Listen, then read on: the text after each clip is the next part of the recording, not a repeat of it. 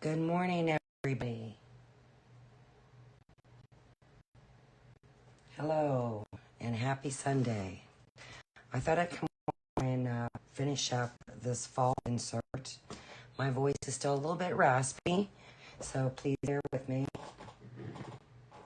But we'll go ahead and get started. I'm going to start off by painting the squares. I know I definitely want one green and one orange. I'm thinking about bringing in a light yellow for the other square. This is the antique white. I might even make two of them antique white. I'm a little bit unsure. So let's go ahead and get started by doing that. I know I'm going to put the scarecrow on this one. I think it pops off pretty nice. I have to take in consideration what the colors are of these pieces that I'm going to be sticking on there because I don't want them to blend in. Probably green. I'll do this one with green. I could do it on this color, but you know, I think it gets kind of lost. But it's possible. I don't know yet. So if you have an opinion, please let me know what your thoughts are. And we got a storm brewing, so I don't know how long I'll be on here. So let's get started quickly. It's been rainy, rainy, rainy here. It's supposed to rain for the next days. Like I said, this is antique white. I'm going to paint this one the same that I painted the leaves and the shirt. And that is light avocado. So I'm just taking my makeup sponge.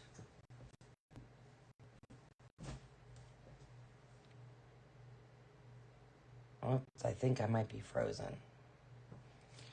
I'm just taking my makeup sponge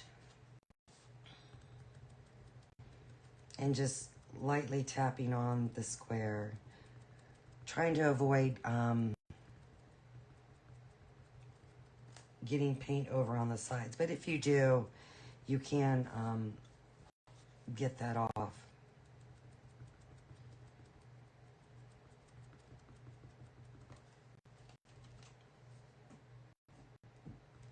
Now, I know yesterday morning my internet was a little sporadic, and it might end up being that way today. So if I have to leave and come back on, whether it be immediately or later on, that's something I'll do.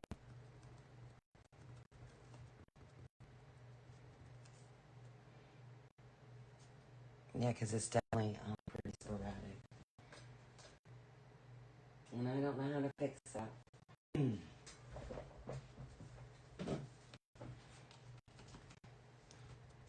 I know I'm getting another replacement router. Spoke to Spectrum yesterday.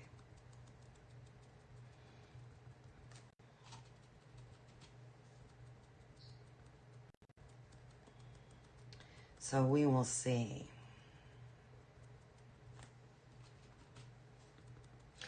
Good morning to the person that's watching. Thank you for joining.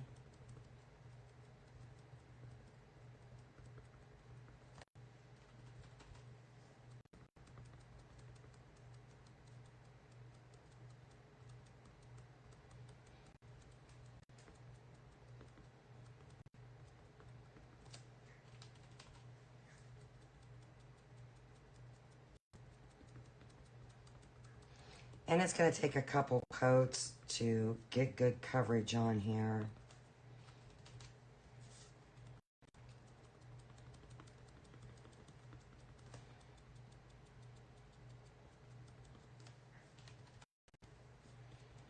What I like to do is put it on thicker in the middle and then just kind of work it out to the edges, trying to avoid getting paint on those sides.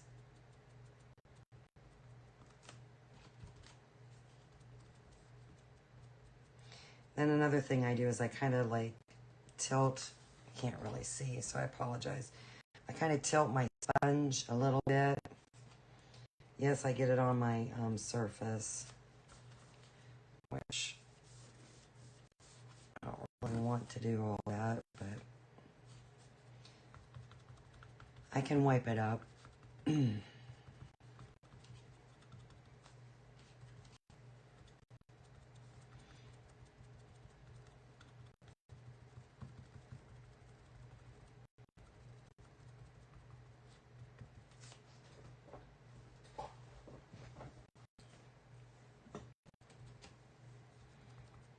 So my husband and I were watching, they call it the World Series, college women's softball. Oh my goodness. Wow.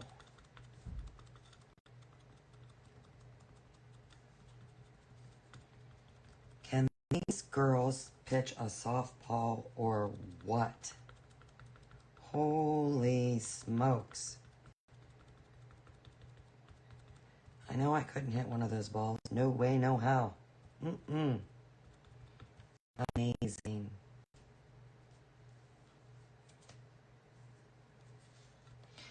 Now I'm thinking about putting this on the green, so I'll just kind of like lightly hold it.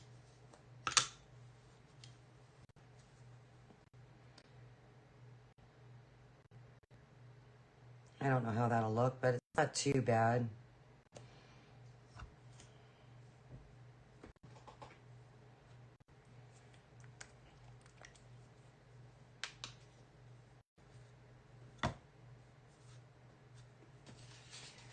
The next square I'm going to do is spiced pumpkin.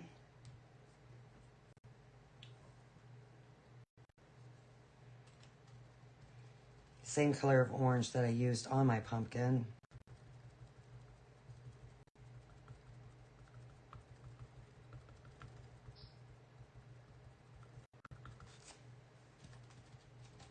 I'm just trying to utilize the colors that I used on the pieces that I'm going to be gluing on top of here to try and keep everything uniform visually.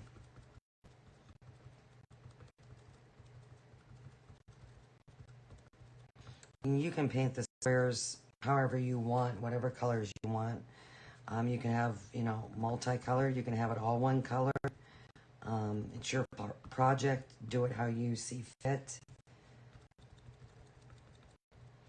Whatever's going to appeal to you.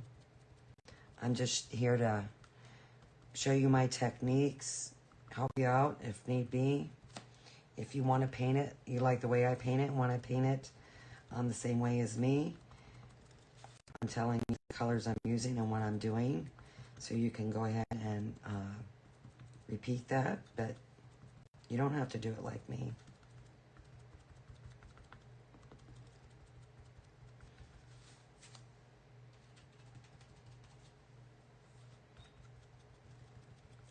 This orange is probably going to take a lot of coats. Because orange is difficult to cover up, it really is.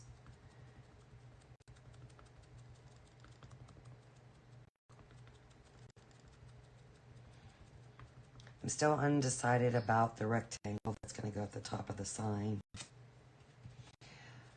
I kind of looked at the one that I did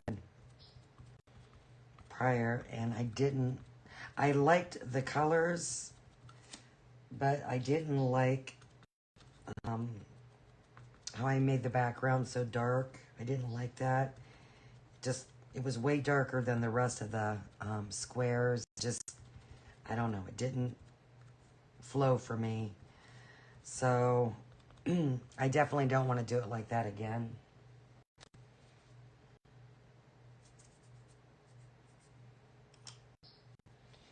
So I'm going to be winging it on the rectangle today. And if it ends up not really going how I want, I will finish it off camera. That way, I'm not boring you with my decisions and so forth. And then always I like to post a picture of my finished product on the page.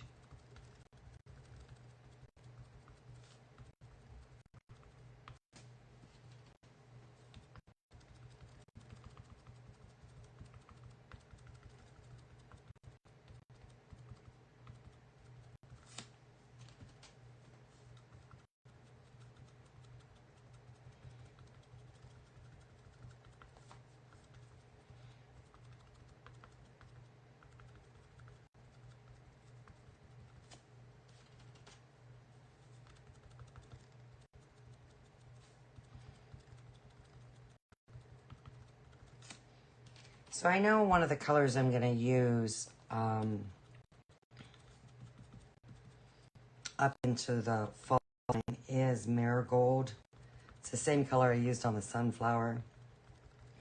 And if you were here yesterday, you seen where I painted the square marigold. After it dried and I started setting some of the pieces on it, it was too bright.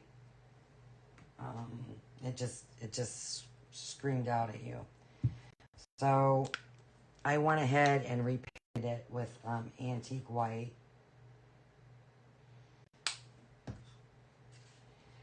I do want yellow in there.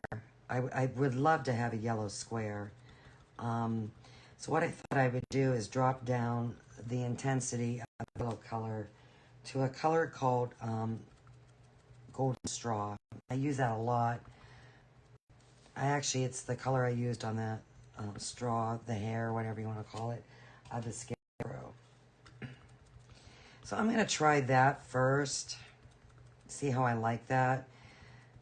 What I probably plan on doing is putting the pumpkin on the yellow square, since there's really no yellow in that pumpkin.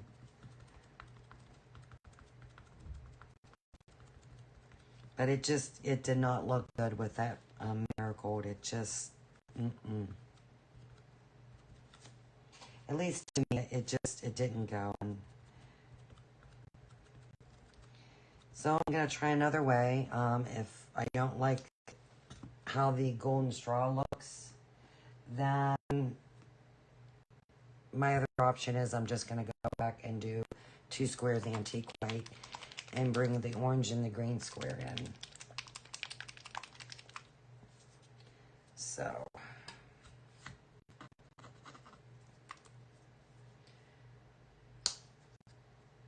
good morning. So we'll go ahead and paint this other square golden straw. Like I said, it's a pretty muted yellow.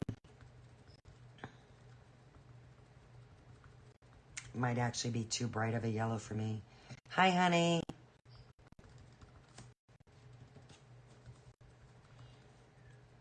And if that's the case, if I don't like how the pumpkin's going to look on that, my other option is to do that camel, which is a cross between a yellow and a brown. A tan, rather.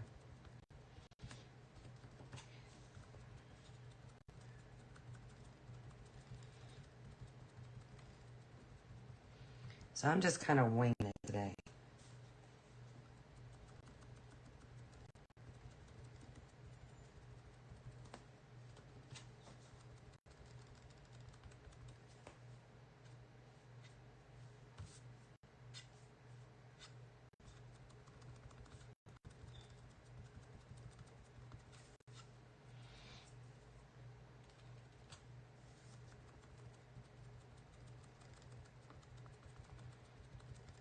Our spaghetti sauce yesterday was amazing. And it's going to be even better today. Actually got it on the stove now.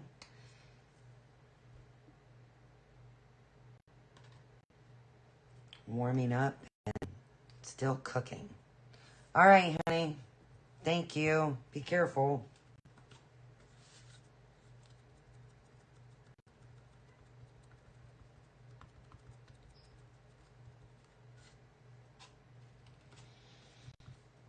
My husband has to go get chicken food.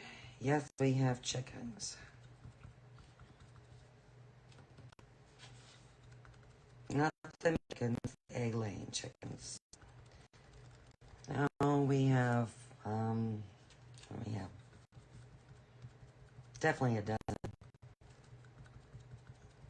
15, 16. Chickens are something else. They know what time of the day it is and when it's time to go in the coop. I know a lot of people have those, I think it's called an omelet, that's what it's called.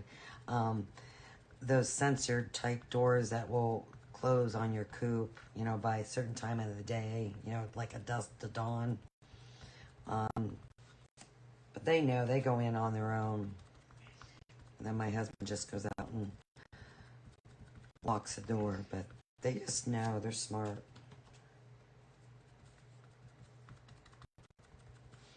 And if they're not in there, he does his waving up his arms, saying, let's go, let's go, let's go. And they just go into that little door, and that's that.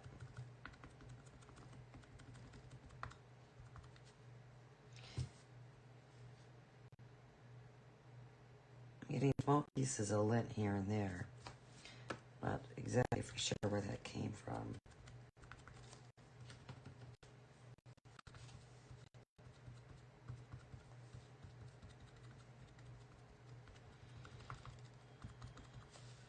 Yeah, that might not be too bad. It might be too bright, like I said. That ain't too bad. I don't know if I went over it without it, how it would look.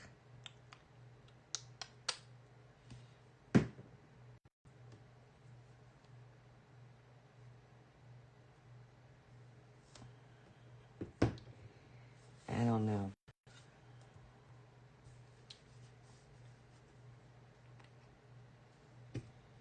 Alright. I'm feeling it. So, instead of wasting time and wasting paint, I'm going to just do it now. When using the makeup sponges, if you need to change colors, all you do is take a pair of scissors and just cut off the end. It gives you a brand new surface. Take and pitch whatever it was that you cut off into the trash, and you're good to go. Yeah, we'll try this. And if this doesn't work, it's antique white. 2 antique white squares and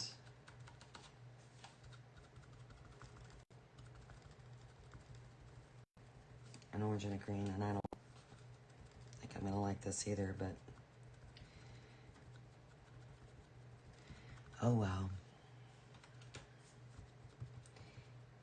Yeah, that yellow is just, it's more than what I was wanting. So I'm funny about colors. It's just something I am. I choose to paint my house, the walls of my house, inside. I get a lot of samples and buy sample paint and put it on my walls. Because just, you know, it doesn't look the same in your house. It might look like something you like in the store under those lights, but when you get it home and put it on your walls, it's just, it's different.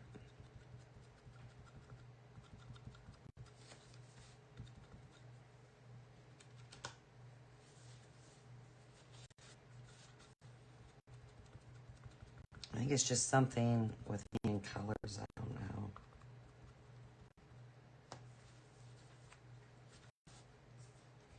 Well, let's just see. That's not too bad. It looks peachy, though. It's so we're going to stick that aside. All right.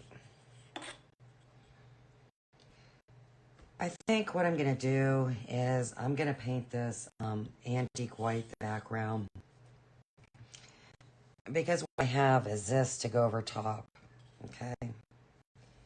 And what my intention is, excuse me, is to paint each one of these squares where the letters are going to be orange, green, red, and yellow. I'm bringing in red. Don't have an option. So, or I might bring in maybe honey brown. I really kind of want to get a little red in here,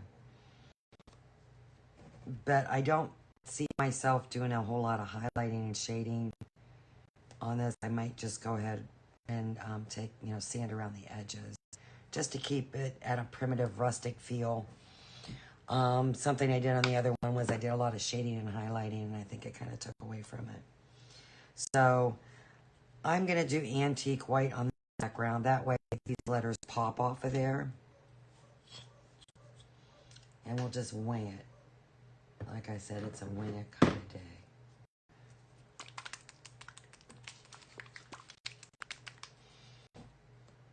Something else I did on the other one was I shaded around my edges of my squares. I don't see me doing that this time around.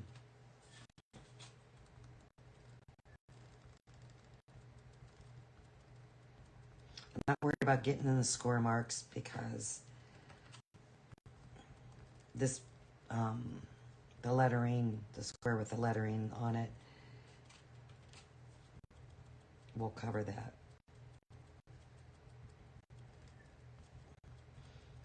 And then I have to think about the word fall. What color do I want to do?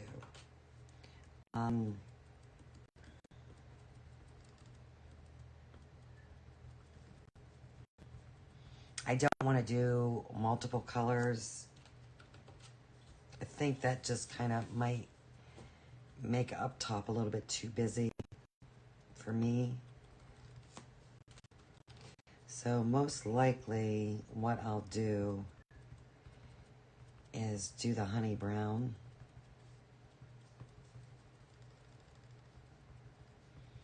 Maybe add a little shading, a little highlighting. I don't know.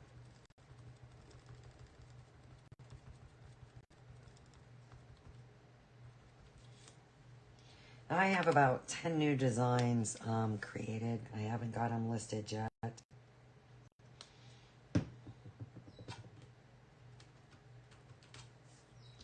But my goal is to get them up and available. I'm going to work on them during the week, next week.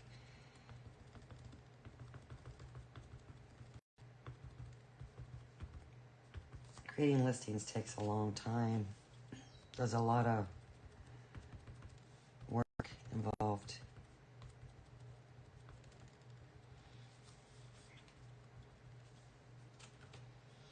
But also, too, before, I look at SVG files, I want to make sure they are in proper working order, because the last thing I want for you, the customer, is to buy an SVG file.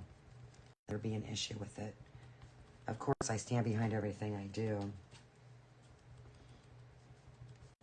And if you have an issue anytime with anything, you can always contact me. If you send me a message on Etsy, I will respond. It might take me, if I'm at work and I work a crazy schedule, I'll see your message and I'll respond either on a break or when I get home. So just know I do get back as quickly as I can.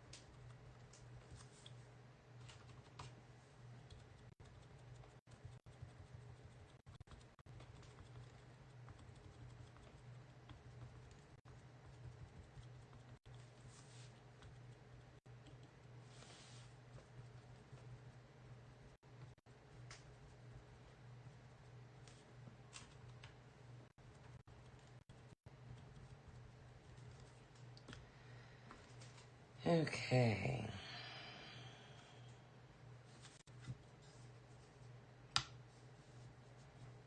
Yeah, I don't think I like that.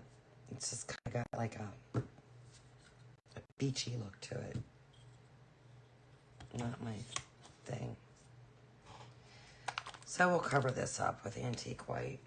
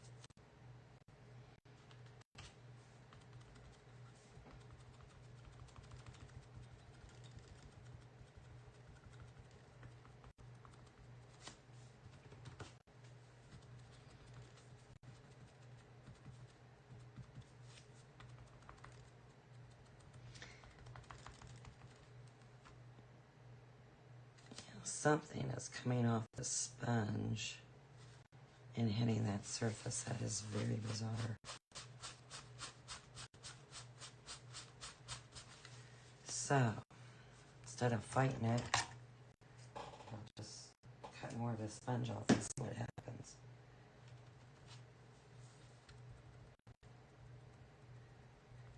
That has happened to me from time to time.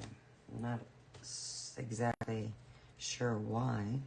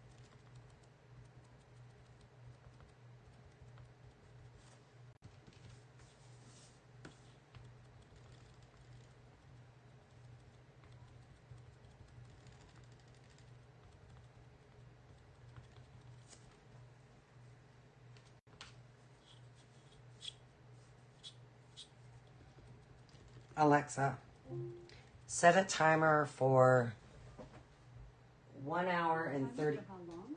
1 hour and 30 minutes. 1 hour and 30 minutes. Starting now.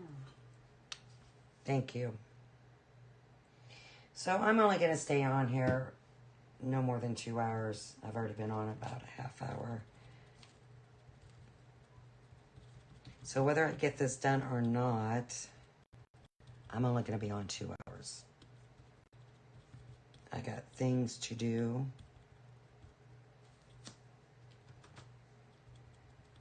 Want to work on my listings, work on my new design. So, and if I get this finished up in the hour and a half, great. If not, maybe I'll work on it next weekend, go live, or maybe I'll just work on it off camera.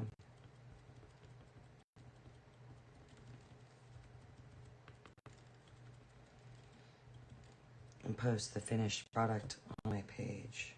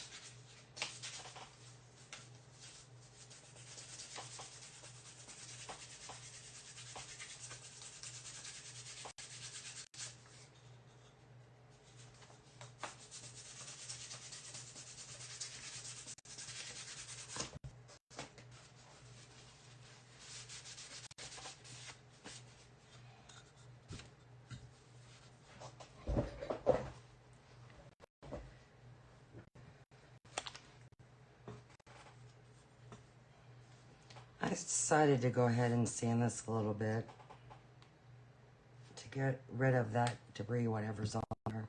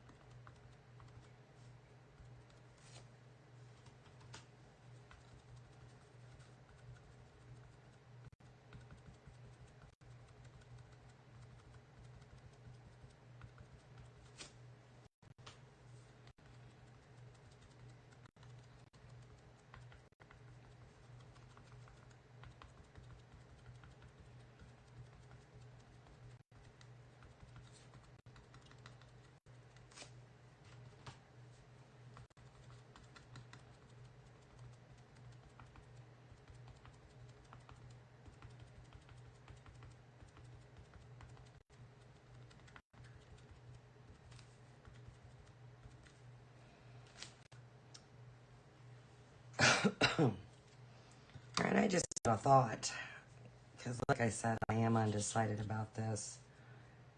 Why I was painting that. Instead of painting what I'm going to glue on to this, I think what I'll do is I'm just going to test paint these squares, the colors that I intend on painting them, to see how well they really will look together. And the reason why I'm going to do it like that is I want to put tons and tons of coats and coats of paint on. And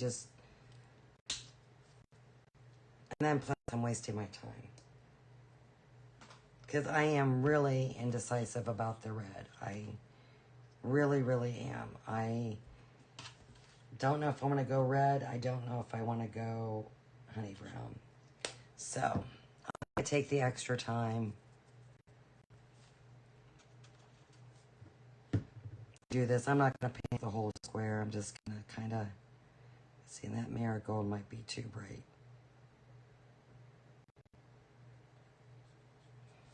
Even though it doesn't look that bad on my sunflower, it looks bright there.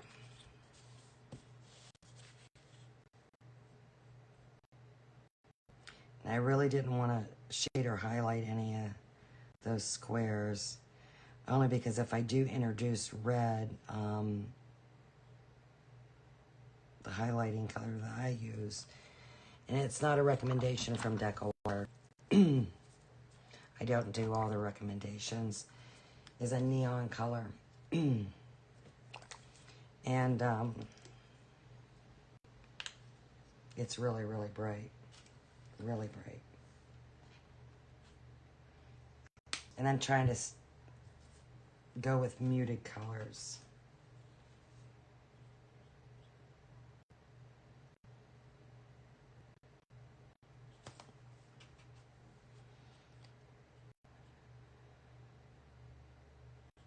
So I prefer just to take the extra time and do this.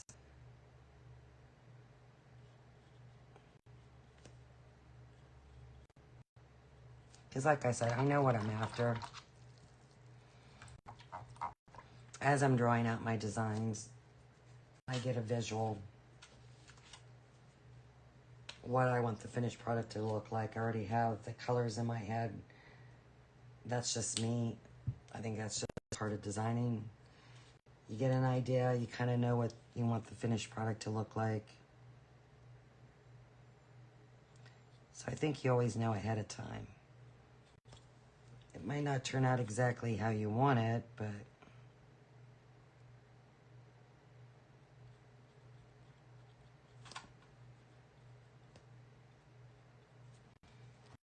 See, now those three colors are really good, but I think that red might end up being too much. I don't know what the honey brown would look like on here. So I'll do the country red, a small swatch, and then I'll do the honey brown, and we'll see. I'll set it aside and ponder on it. Because this red's really, really dark. It's bright. And see, and I just think that's too much.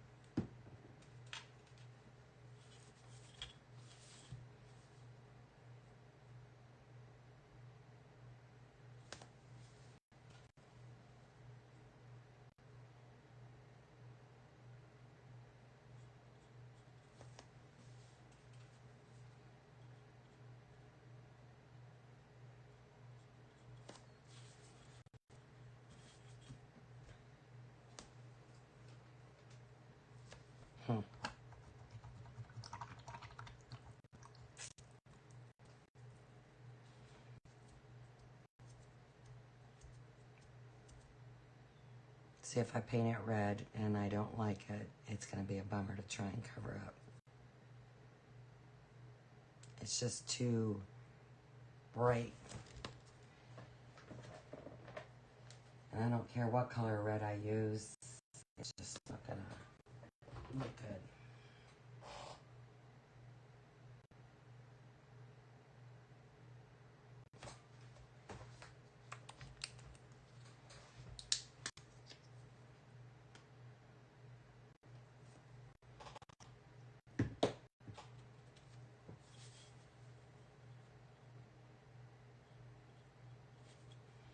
Now, that's not a bad color.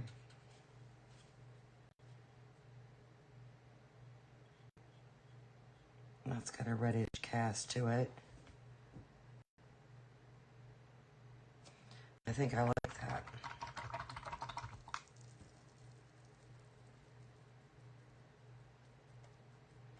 Alright, I'm going to go with that.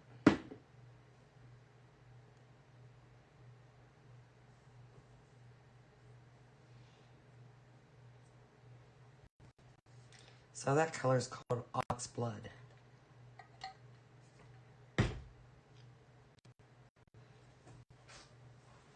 So I think it's a good color. Alright.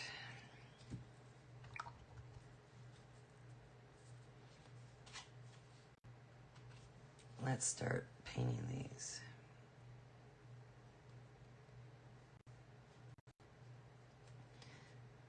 So the first color I'm using is Marigold.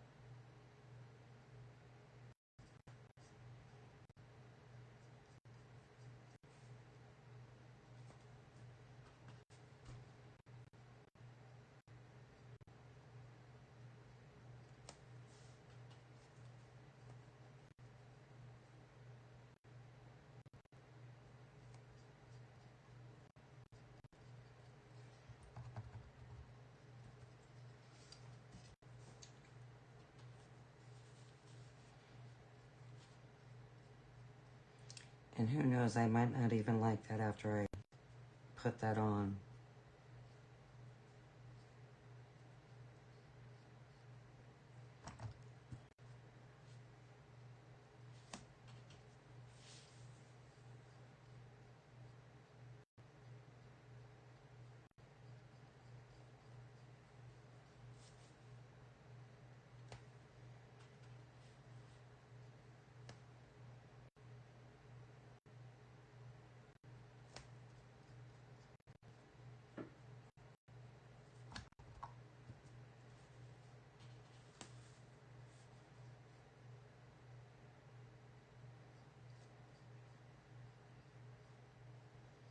I use oxblood a lot.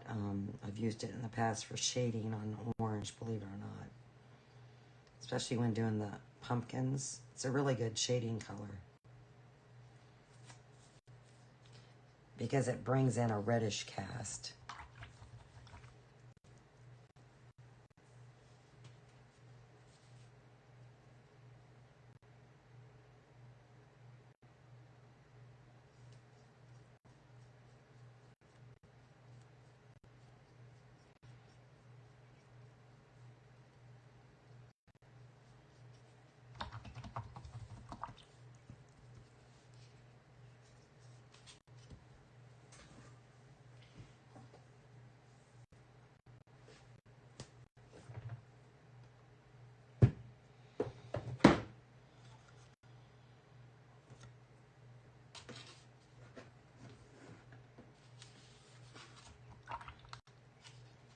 And my water is filthy.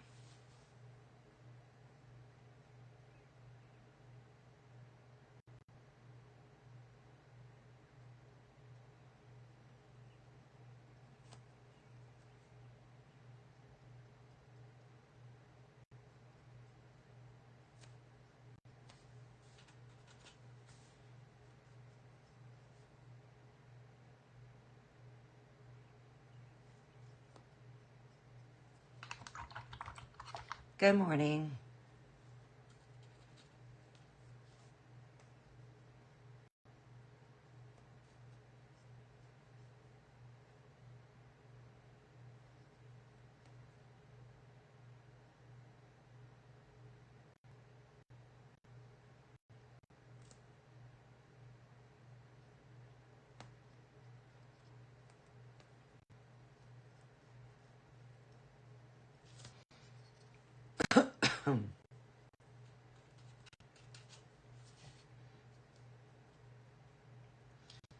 So I'm going to get these squares painted somewhat. And then I need to take a break, a little bit of break. Well, man, it'll change my water, but I need something to drink.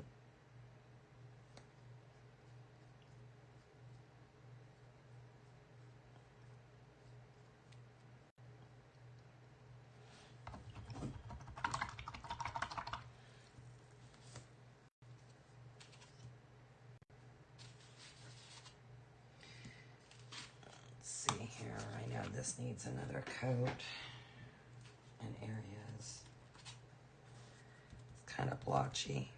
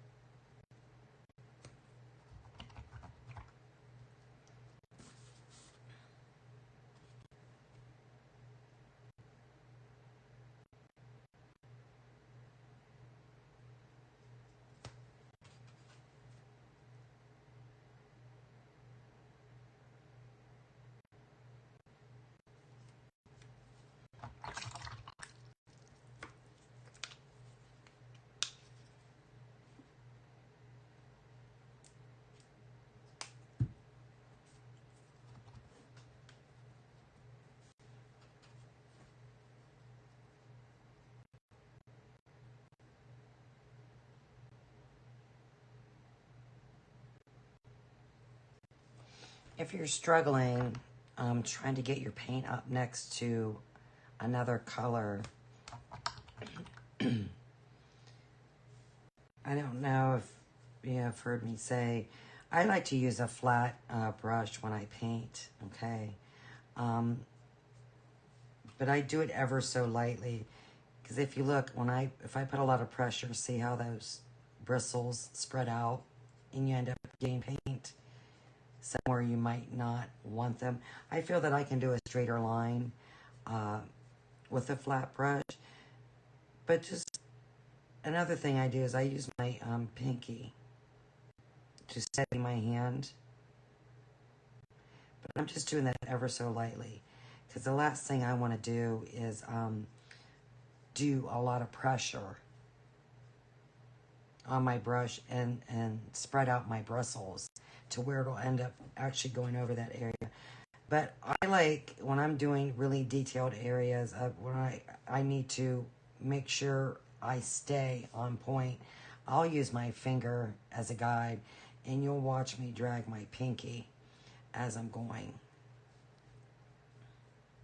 So just a tip if you struggle with that, try putting your pinky down and using that as something to steady your hand.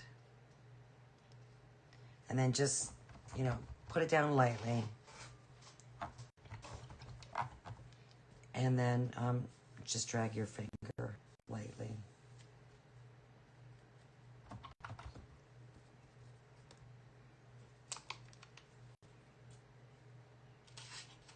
Because you want to try and get up as close as you can to the next color. You don't want to leave gaps. Well, maybe you do. But you want to try and cover your surfaces as best as you can. Now, as you can see, well, maybe you can't. I have my pinky down. And my hand is resting on my pinky. And plus two, I have it tilted. But I'm kind of doing that just to show you. And I'm just lightly going down the side. And I don't have a whole lot of paint on there either.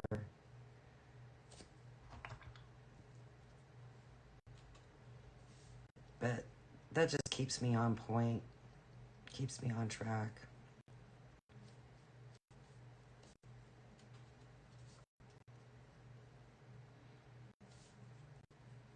I'll use my pinky even to steady my hand when I'm not trying to do a straight line. Even, use that technique for when you're doing, using a script liner, trying to do detailed work.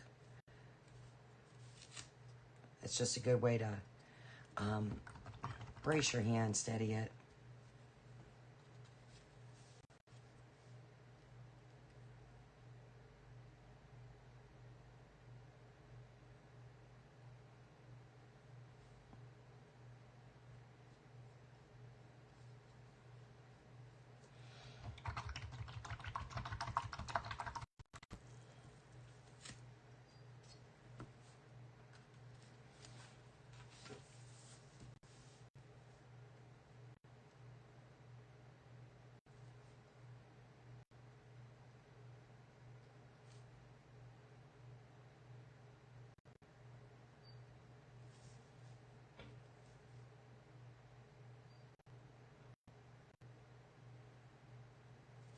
Well, that was fast. He got home fast.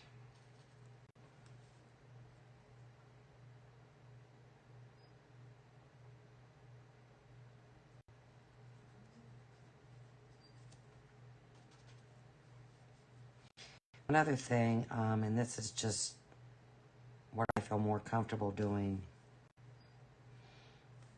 To the ones that watch me every time I go live, or watch replays,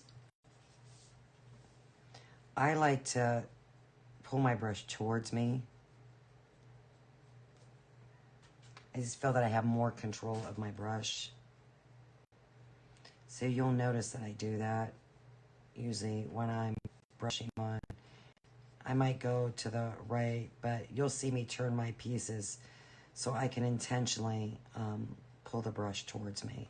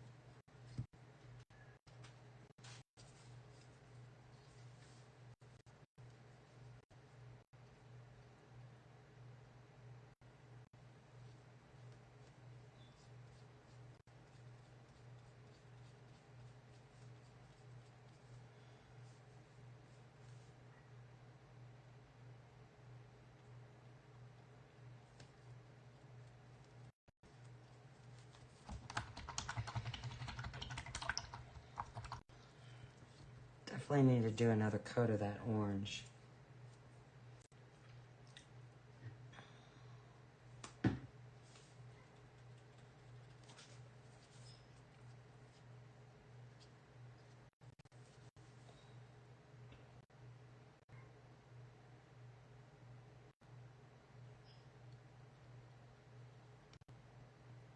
And I think this ox blood, because it's on the same lines as a red,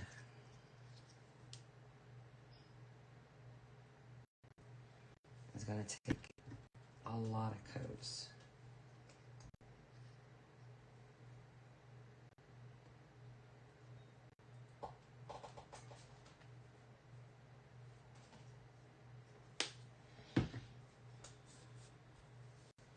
I think if I had it to do over again,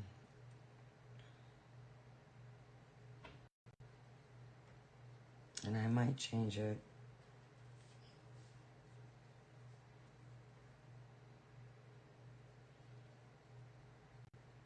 Making this color actually for the F, because I've got red and orange right next to each other.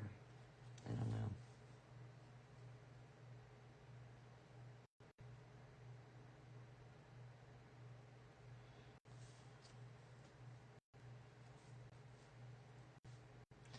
We'll see how it looks.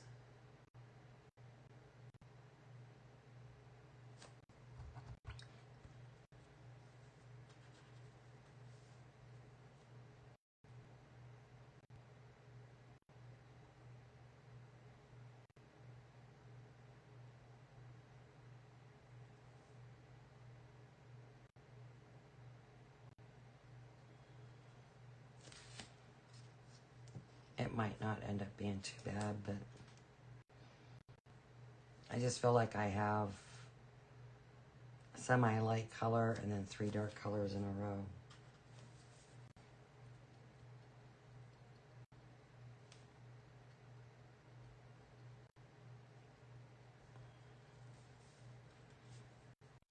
Maybe I should have done the brown.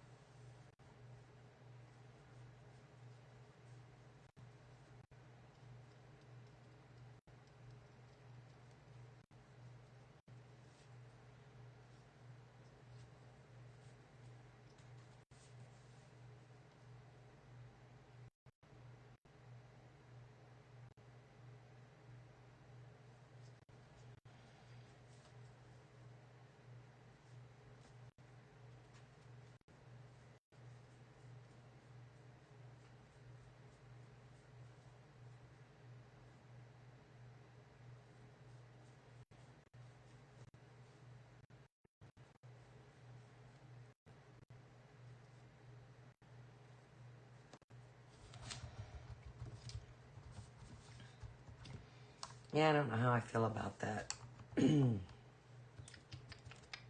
So, like I said, I need to take a little bit of a break, change my water, get something to drink, and actually get a lost injured. So, with that being said, I will be back shortly. I'll see you then.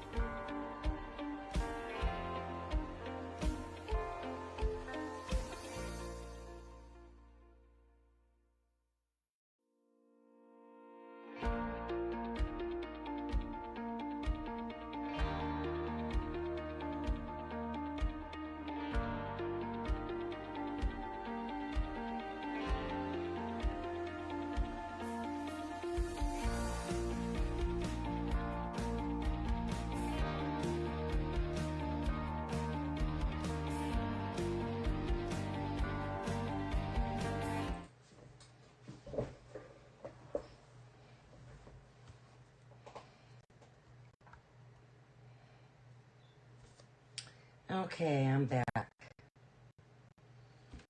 After much thought,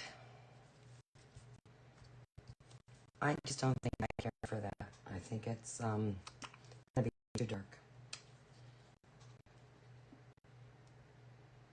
So I'm gonna go back over it with the honey brown.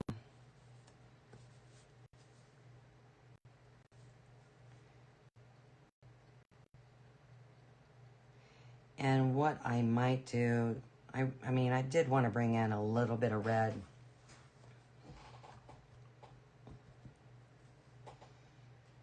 Because if you think about it,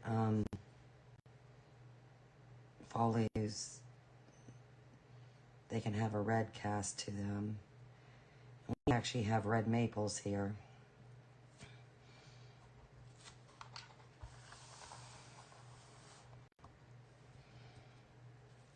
I just, what I might do is,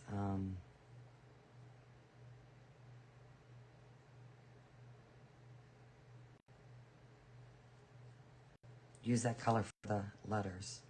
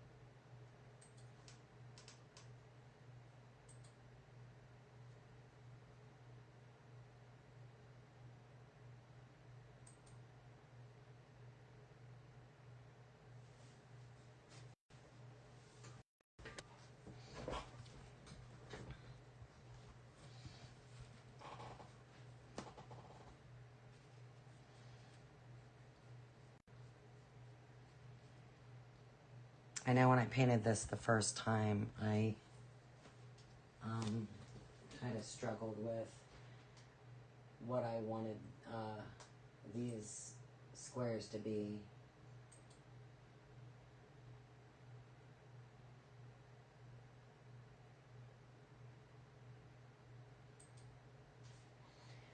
So I'm still struggling with it.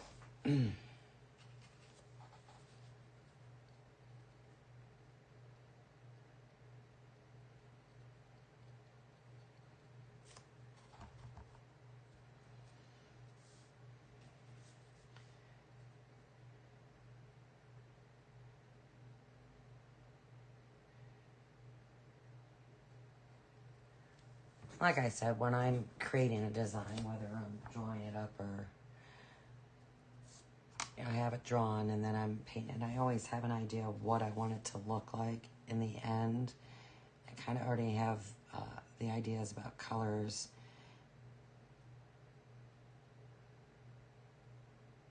In my head.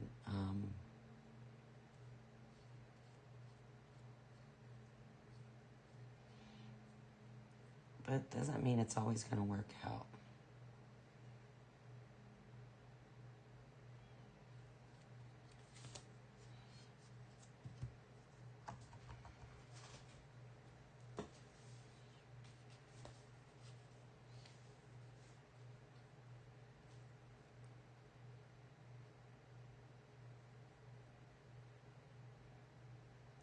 So I think what you could take away from that is Just don't leave paint on there if you're not really 100% a color on, if you're not 100%. You'll hear me say from time to time, I'm not feeling that. And that's just my way of saying, I don't think I like that color. Or I don't think I like the way that result is, how it turned out. Don't be afraid to try something different. Try a different color.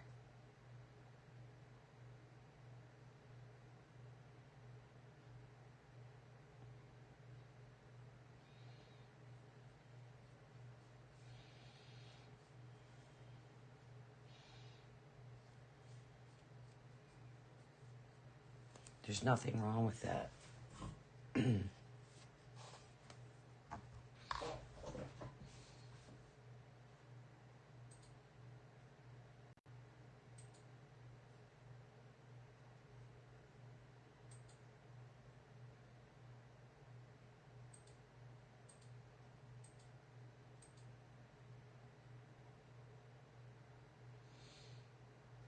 Yeah, my internet is really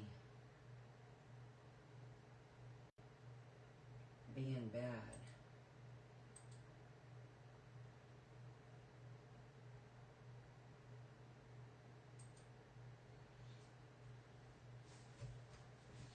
For some reason, I don't know why.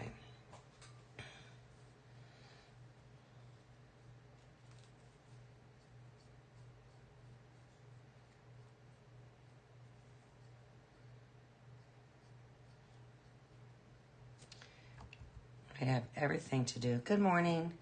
Might have everything to do with what's going on outside.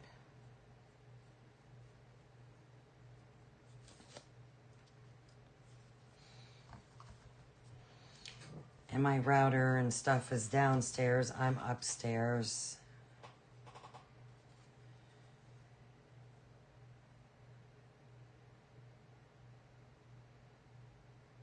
And even though I got pretty good internet,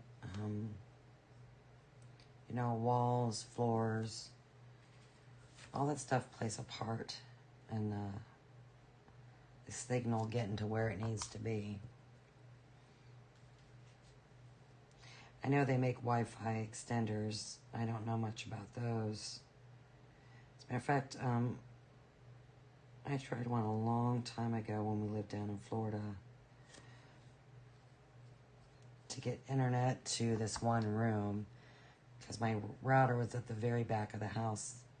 It was a ranch home, but you know, the walls were made out of brick. So it was tough getting that signal from one area of the house to the other. But that was, I don't know how many years ago. I'm sure since then they've probably come up with a better product.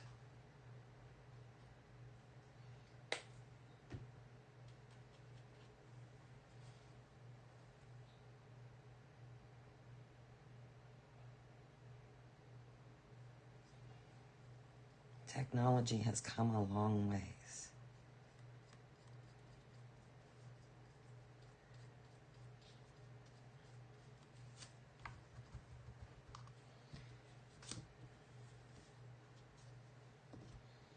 And it's not going to change anytime soon.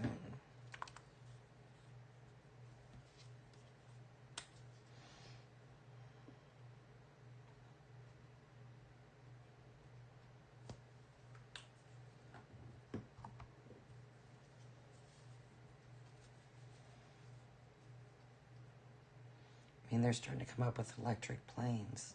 I don't think so. As a matter of fact, I think, if I'm not mistaken, and I forget where it is, I want to say it's down towards Columbus, or it might be up in the Toledo area. I can't remember which. I was talking about this a few months ago, but there's actually a plant that's coming to the state of Ohio to build electric planes. I don't like flying anyhow.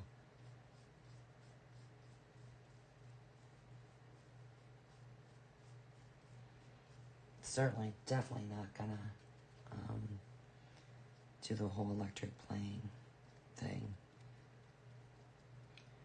I don't know how long those would hold a charge for. That would be interesting to know. And then how would that work for, you know, flying over water, going, you know, I don't know how many miles it is to go across the pond to go to another country. But would it hold a charge then? It'll be interesting to see how that plays out. I know someone that bought an electric vehicle, went from the East Coast to the West Coast, and it was a bummer trying to charge the vehicle. And when they got to the West Coast, one of the first things they did was find a dealership and got rid of it.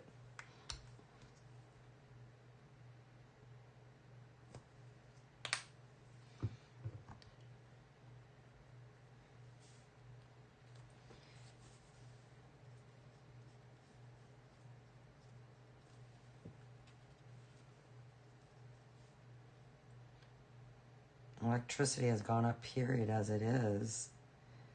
So how would that affect your electric bill if you had to charge this at home?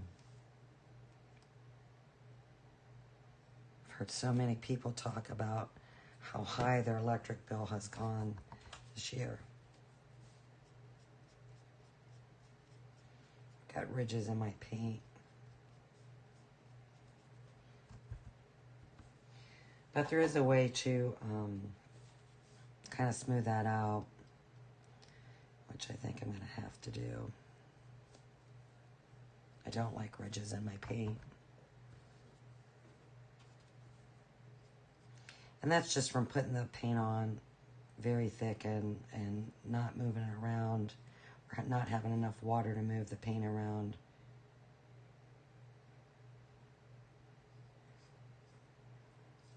Especially if you're painting really, really fast.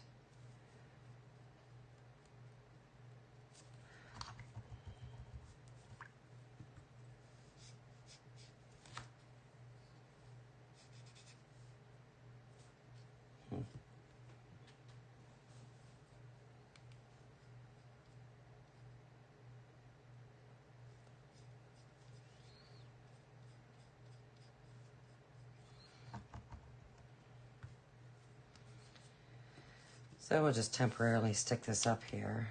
I don't think that's bad. Kind of pops off of there. I probably definitely need to do something around that base of that, just because it looks blasé. I'll have to figure that out.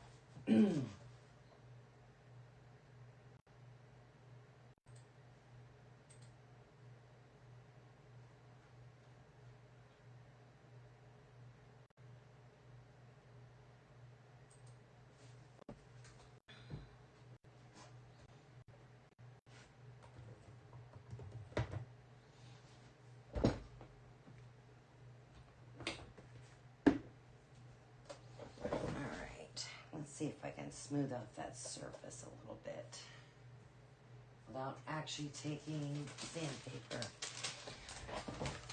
So I learned this trick a long time ago, and it's still not dry all the way. You could take a brown paper bag, you know, a bag that you would pack your kids' lunch into. What I do is just like to cut off a little square big enough that I can hold it.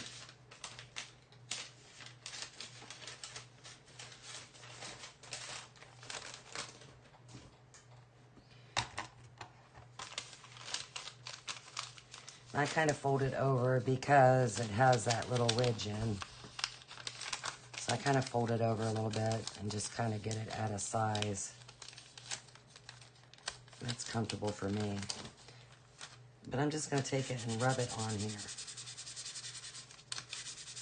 And believe it or not, this brown paper bag acts like a very fine sandpaper.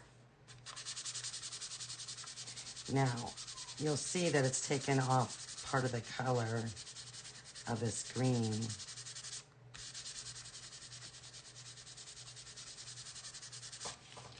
But not like sandpaper would.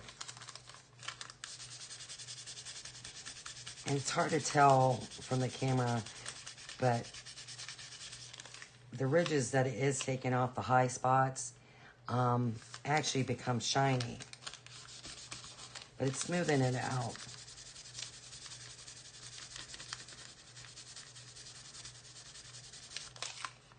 I mean, that's smooth. So what I'll do is I'll go back over it very lightly with watered down color, just to get rid of that shine that is left behind from that paper bag. And then just make my strokes long.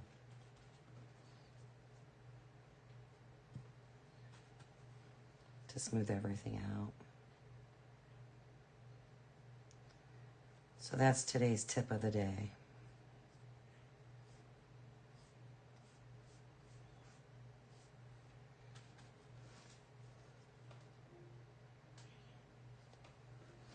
Oh, Nikki's starting already.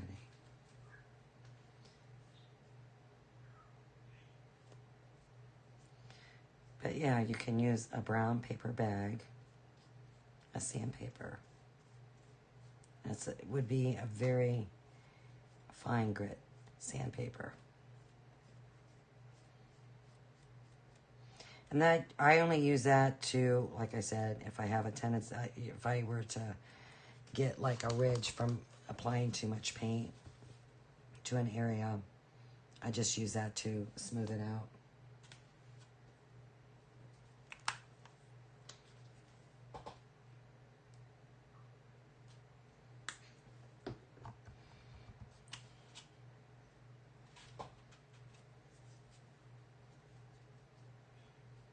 But I try really hard to refrain from putting on big globs of paint in the first place. That's like one of the first things they kind of teach you.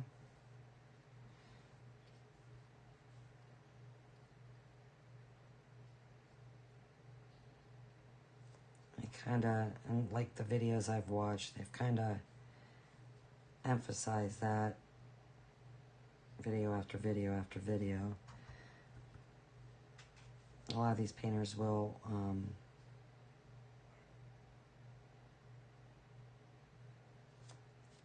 do the necessary steps to avoid that.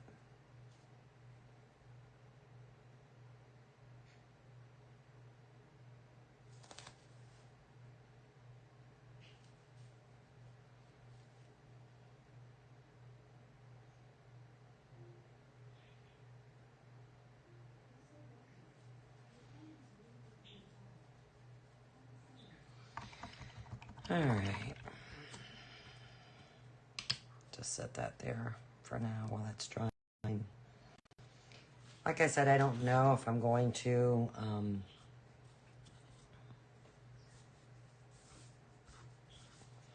shade around these squares. If I do anything, I might just sand the edges. So, let's see.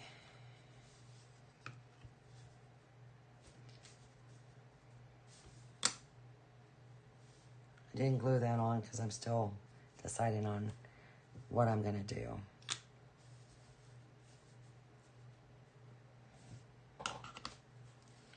But these are my thoughts.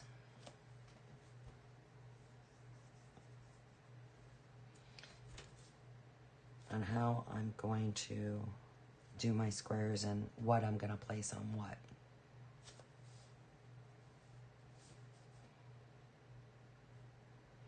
And I think they go pretty well. Then you add that into the mix.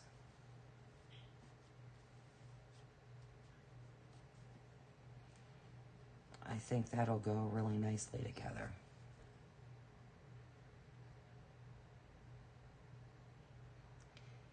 It looks like fall.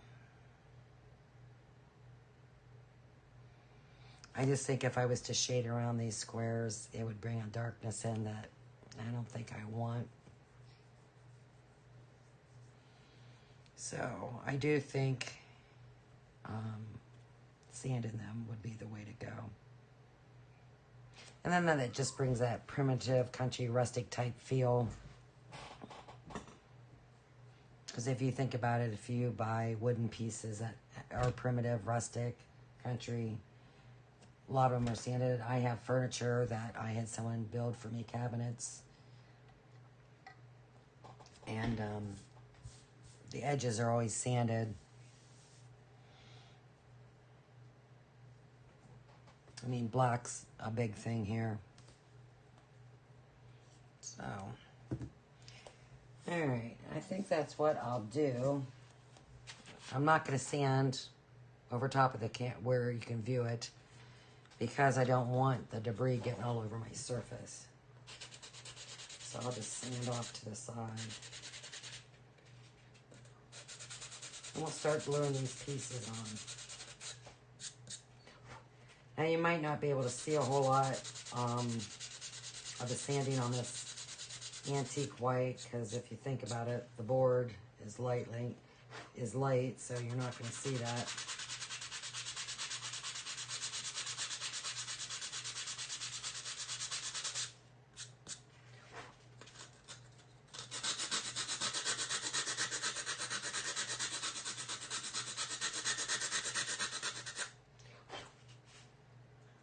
I mean, you can't really tell.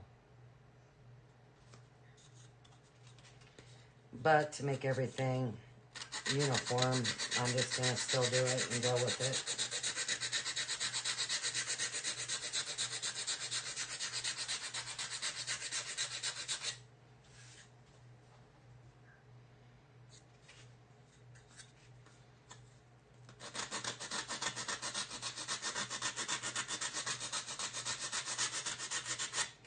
You'll be able to tell better on the orange and green square.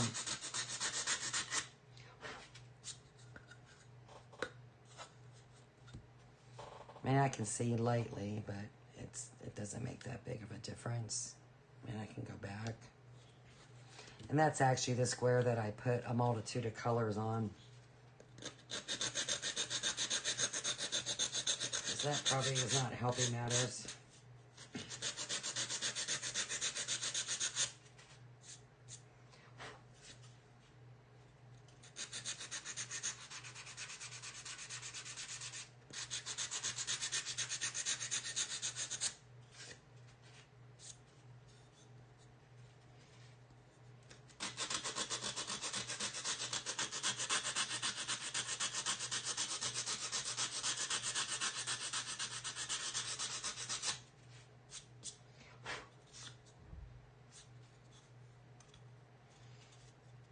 And I'm not trying to take off a whole lot of paint.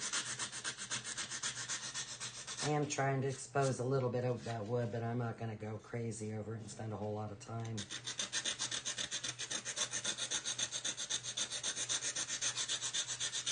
I'm just doing it now because I don't want to glue my pieces on and sand the edges and then take a chance of having an oops moment and ding whatever I glued on it.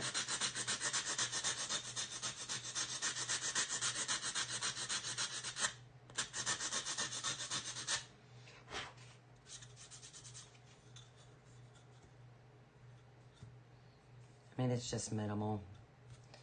You may or may not be able to see it. I can see it better in person.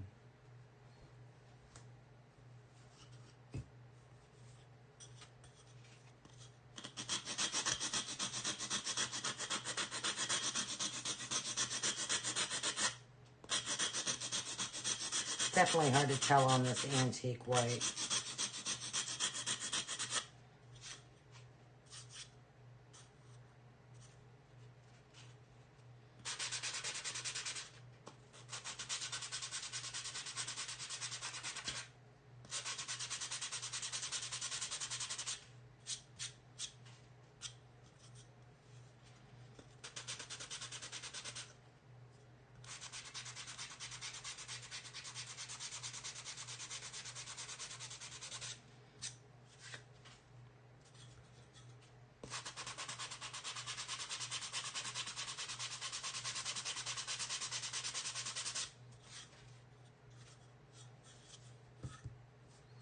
Yeah, it's really hard to see that. Excuse me, in the camera, but there's a difference. Like,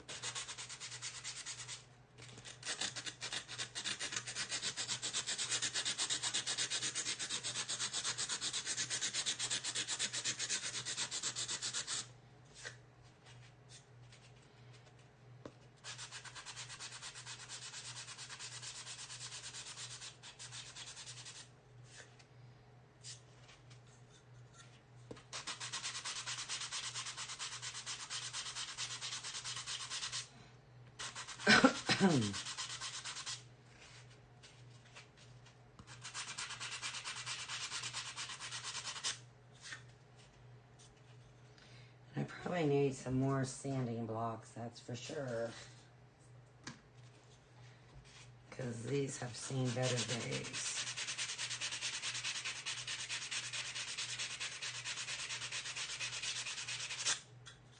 But you can get sandy blocks anywhere. I think I got these off of Amazon. I think I got a set of different grit.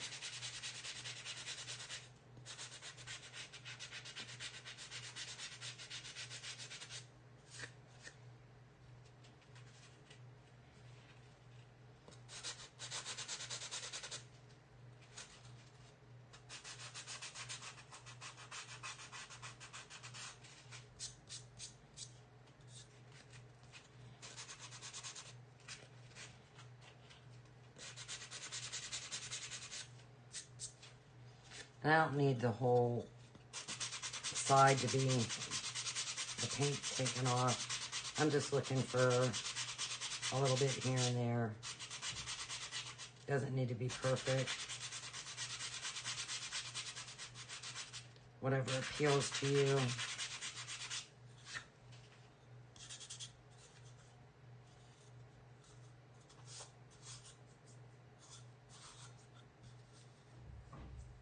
But some are more than the other. But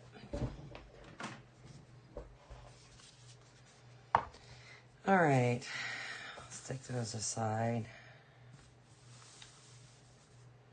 I think I will, I definitely need another coat of honey brown on that brown, because that ain't good. It's still kind of blotchy. And it's right in the area that I put paint on when the paint was still wet and it lifted it off. You want to try your best to let your paint dry completely before putting on another coat. Because if you don't, what happens is it'll lift off the wet paint.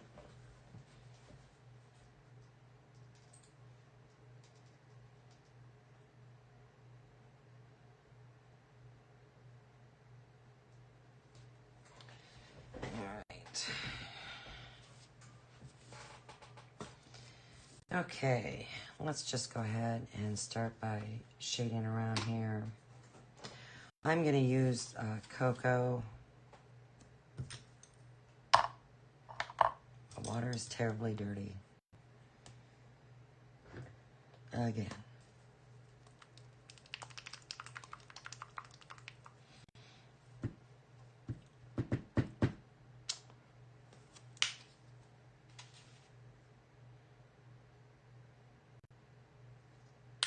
And I think another thing I was thinking about, because I'm debating on whether I want to buy those, replace those brushes for shading. I mean, they're really good brushes.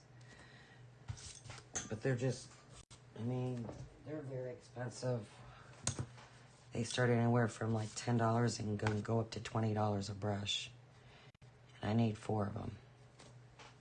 Some I thought about, you know, I shade over the edge, like, you know, and if you think about it, part of the bristles are kind of going off the side, which is damaging your brush.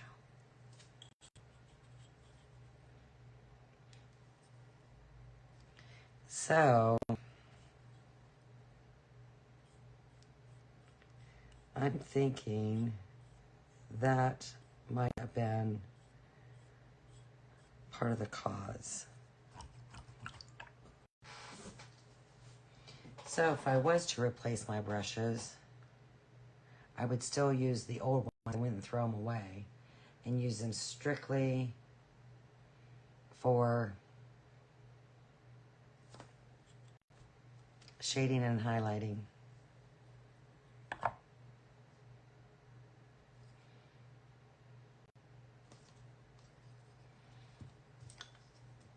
I don't know, I just set my thought about.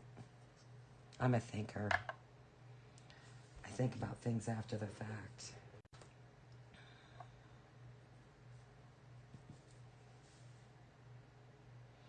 But when something finally does come to me, you know,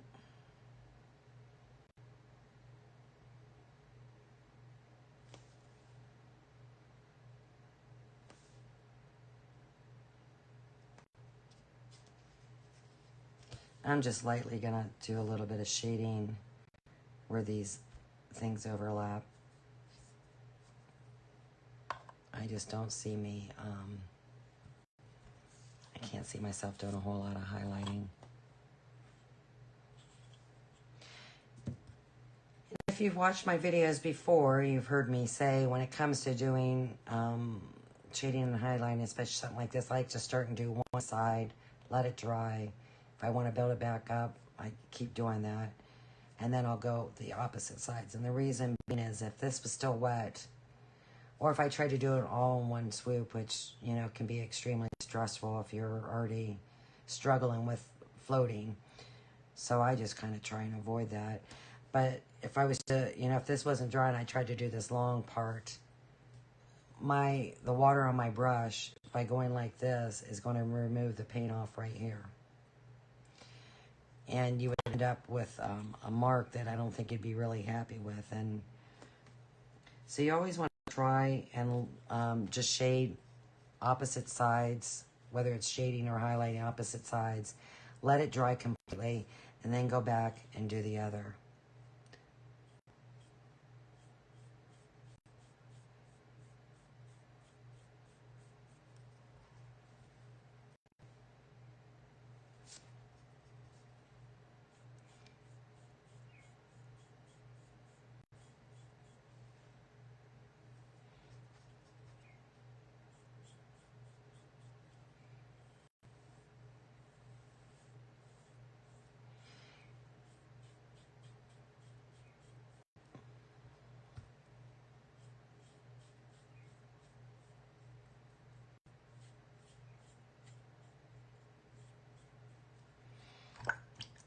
And I just want my shading to be very minimal.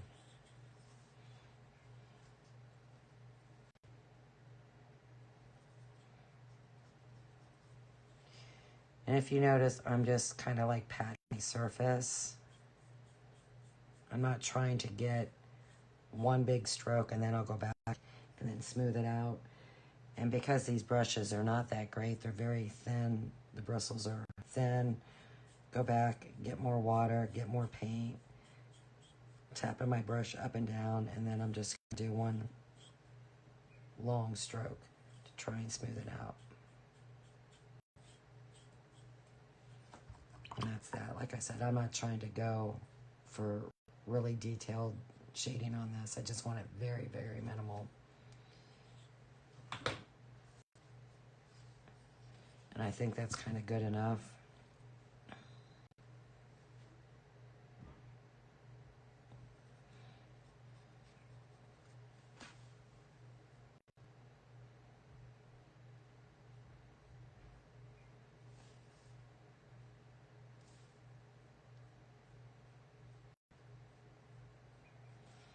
I'm just trying to cast a little bit of a shadow on there.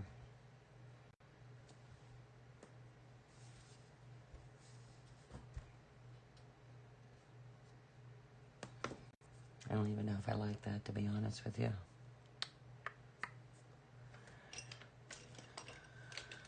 But that's just me.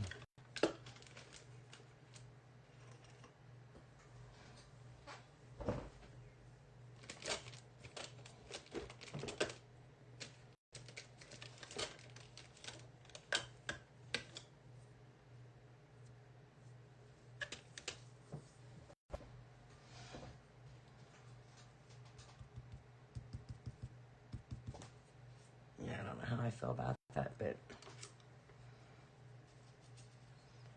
it is what it is.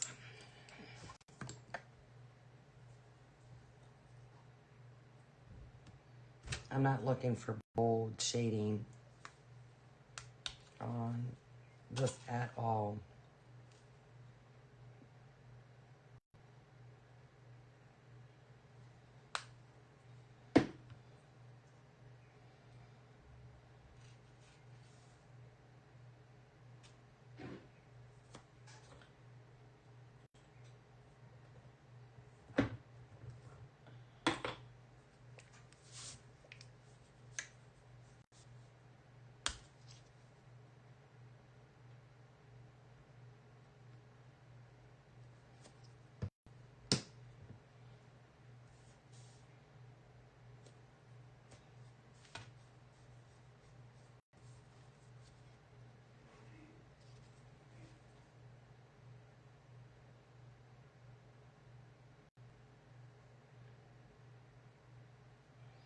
I'm just trying to cast a little bit of shadow onto these blocks where they overlap. Matter of fact, I know I don't like that. I know I don't. Yeah, it's not working for me today.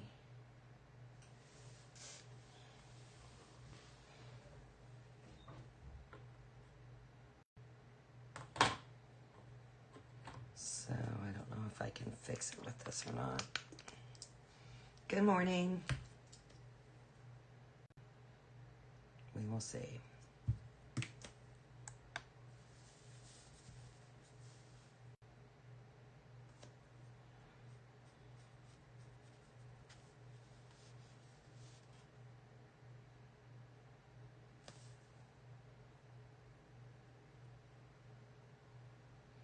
I just want it to be very, very, sorry, I'm with the camera. I just want it to be very, very minimal.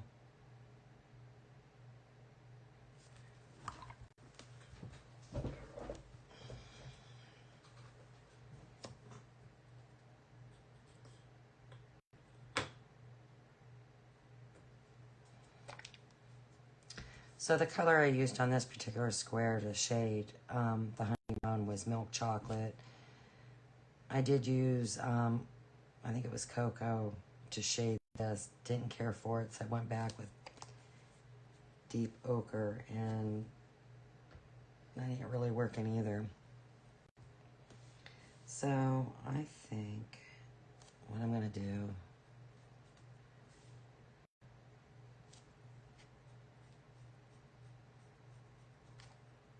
is try and mix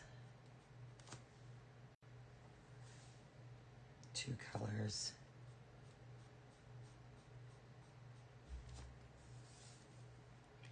And shade that way.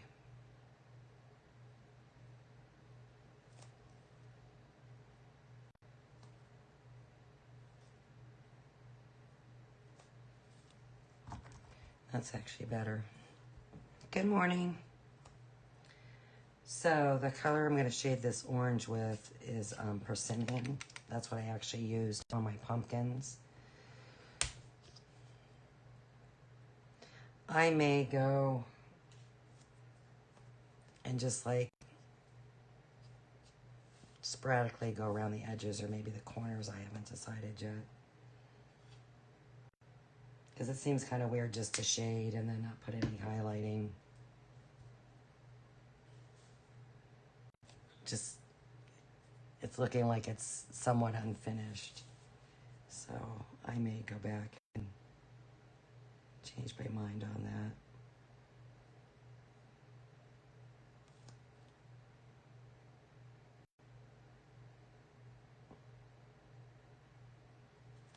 Yeah, because it just looks like it's not finished in my eyes.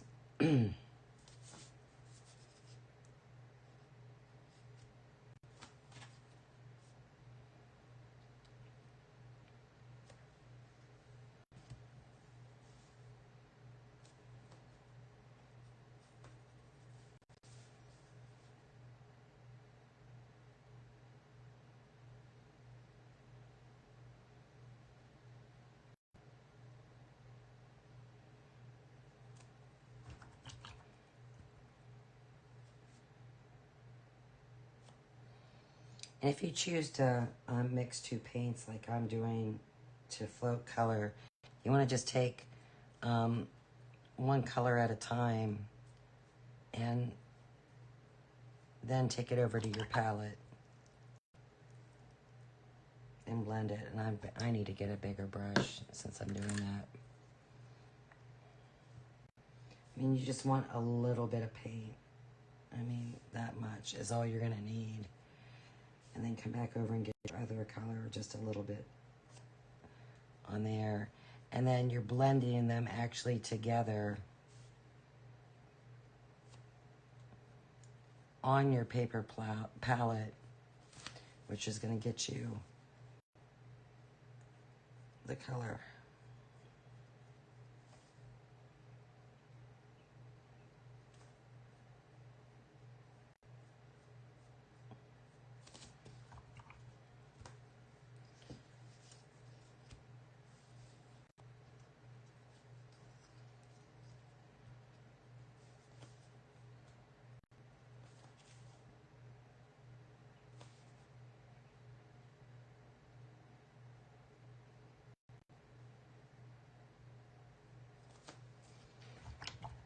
Which isn't bad, it's all right.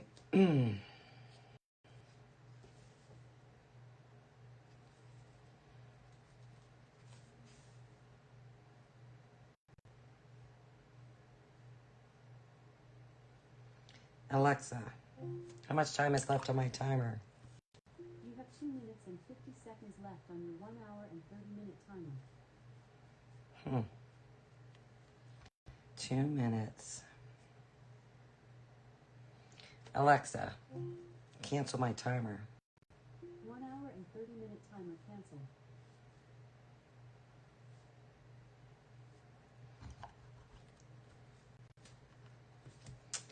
I think I'm probably going to wrap it up for today.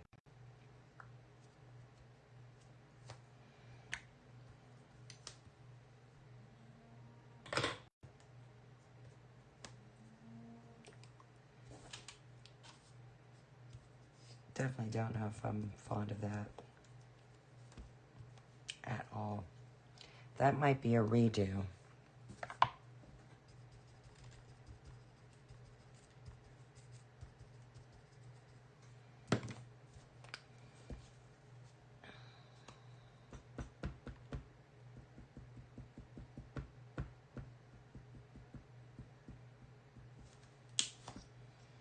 Alright, I'm gonna try something. Could work, could be an epic fail. Definitely need to get a little bit of color.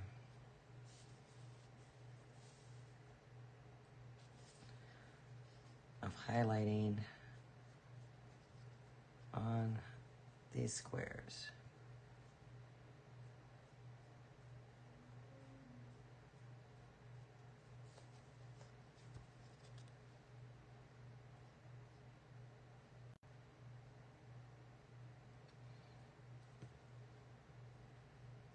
I have too much water on my brush.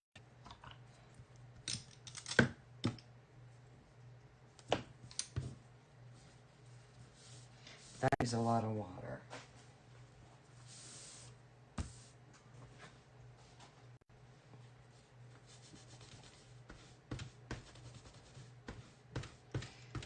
And since that's wet, I might as well wipe off my table.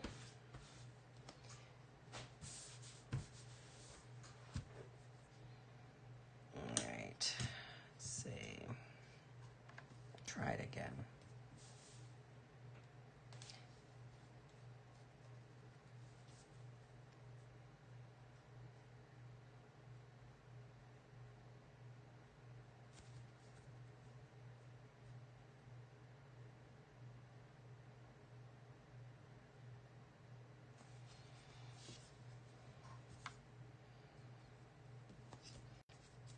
And I'm not going for trying to make a statement with that. I'm just trying to bring a little lightness into that. I don't know if that'll look good or not. That I don't like at all.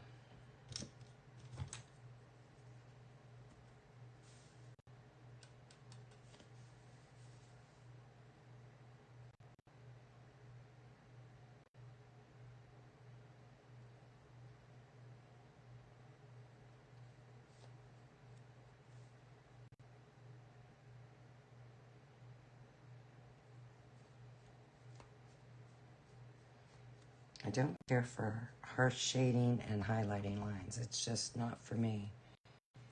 Some people like it. I don't. Doesn't make me a bad person. Doesn't make them a bad person.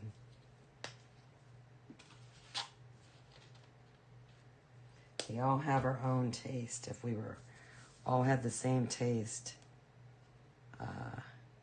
this world would be pretty boring. Very boring.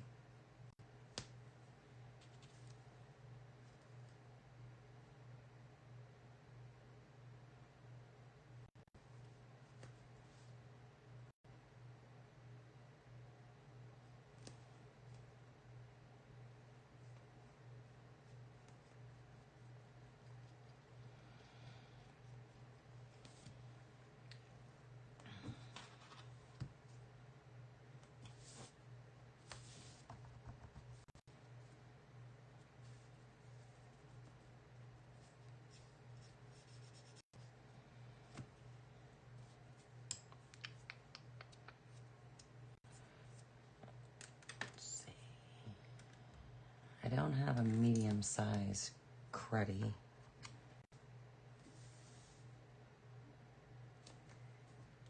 Shader brush.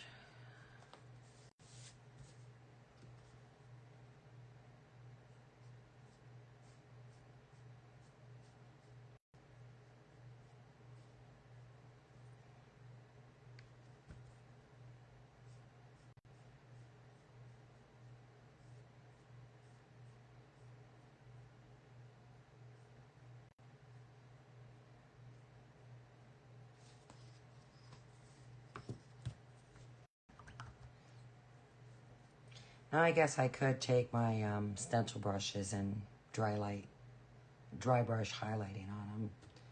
But I don't have enough of those brushes, and you can't, you gotta let them dry.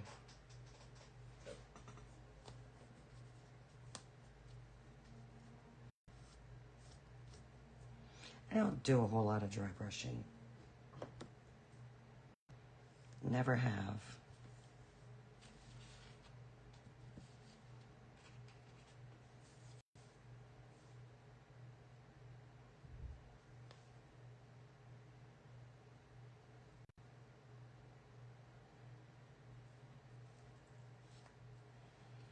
I mean, I think there's a, never mind.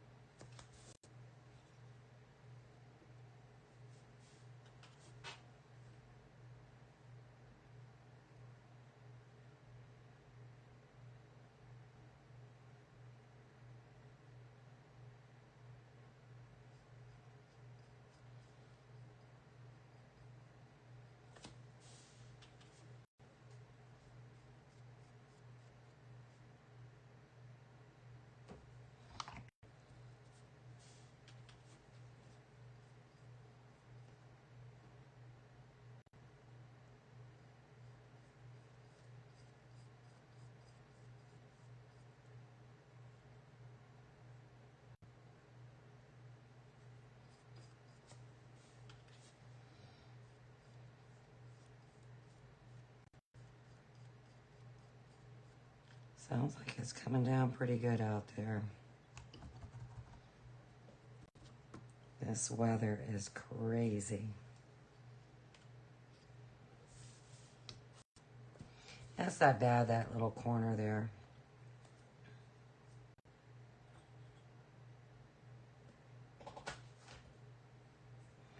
It just brings in a different color.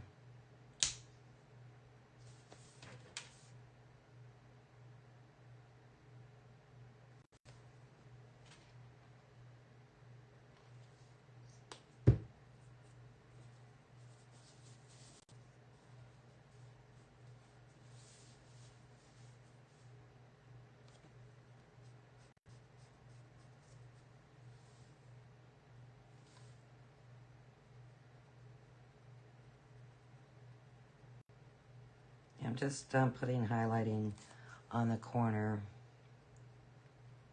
just lightly, and I'm moving my brush from the corner in because I'm doing the technique that what they call walking the float, to kind of extend that floating area out.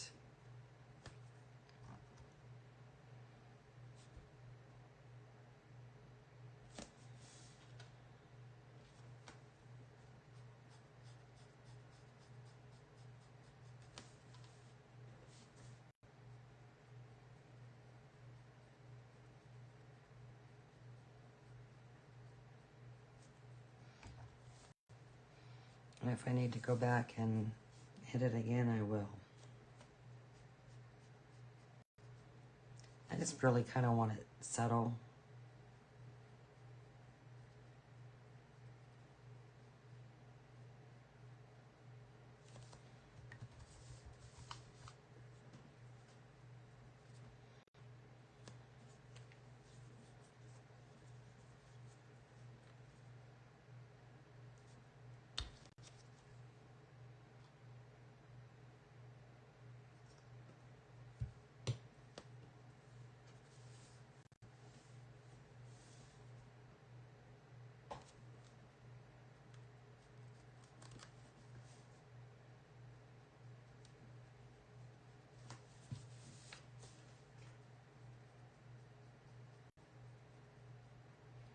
Just looking for a little extra brightness.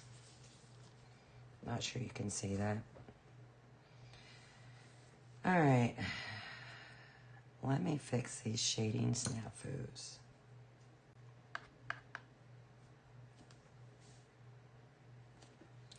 I'll start with the brown square.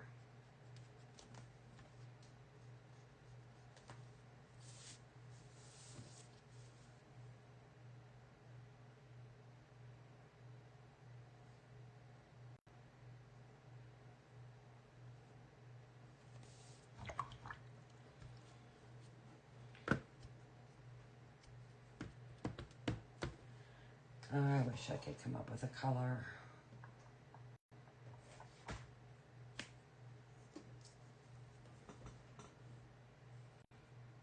See, the deep ochre is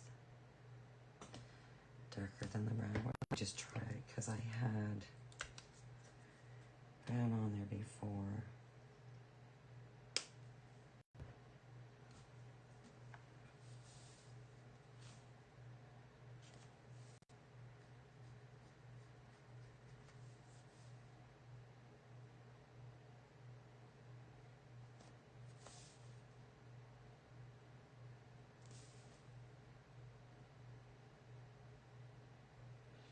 I'm just looking for it to be subtle anyhow.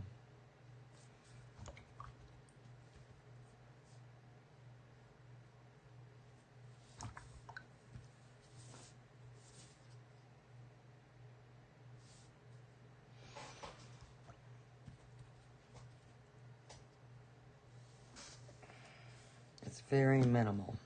It's just a hint of shadow. Nothing more.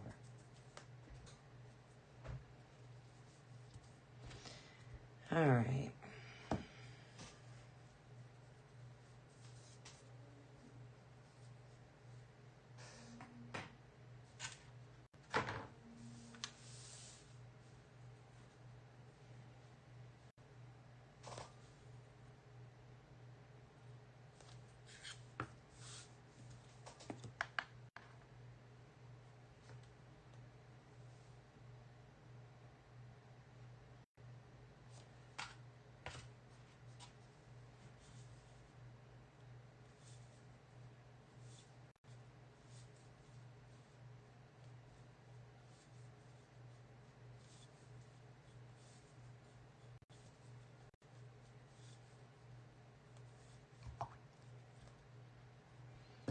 Thought I'd extend that out a little bit.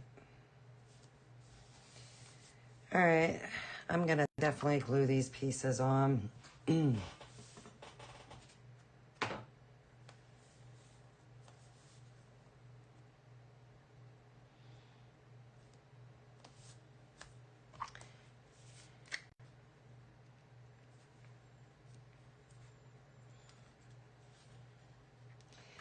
Now, something I like to do that I did with this, and this is just me,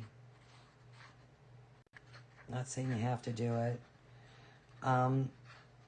especially with these characters, like I did this on my Halloween one. I didn't put my characters all the way down to the bottom of the square. I kind of kept them like anywhere between 1/8 of an inch and 1/4 of an inch up from the bottom. You know, but you also got to look at how tall that character is to make sure that it kind of fits within your square. So it's not all the way at the bottom. And I'm looking right now at what you're seeing, and it's giving the illusion that it's at the bottom. And trust me, it's not. And I think that's probably one of the reasons why I did that like that. I'm still undecided about this. So with that being said, I'm just going to glue this on.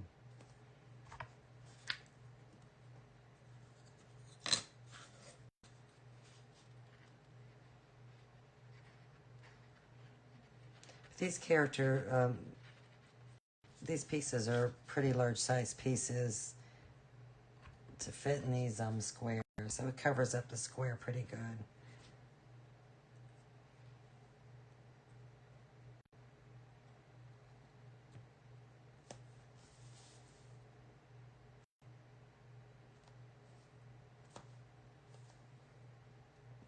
I'm just trying to center that up, side to side, top to bottom. Looks pretty good.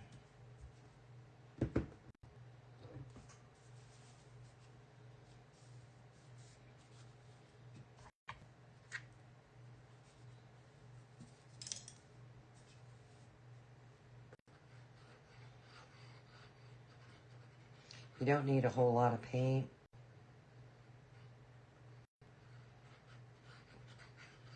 I just squeezed a little bit. Whenever it come out, now I'm just taking the nozzle and moving it around.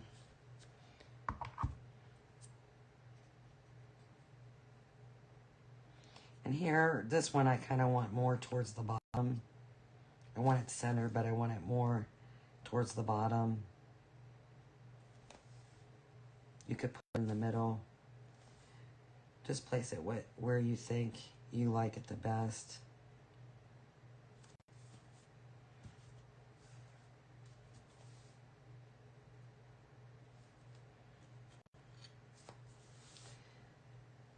Now this is going to be a little testy because this is really fragile.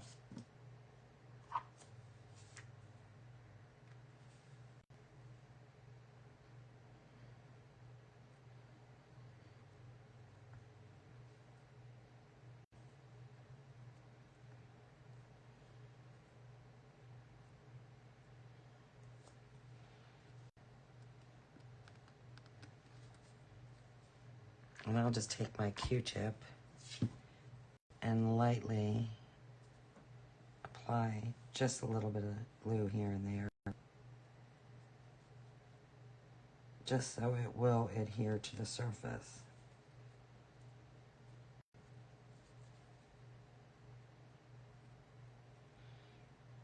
But I know I have enough glue on here.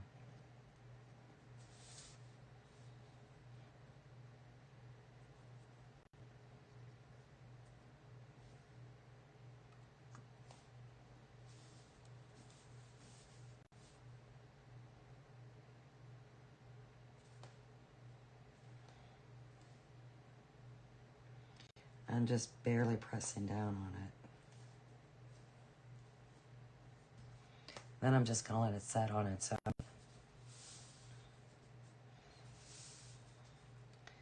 So, this is where we're at.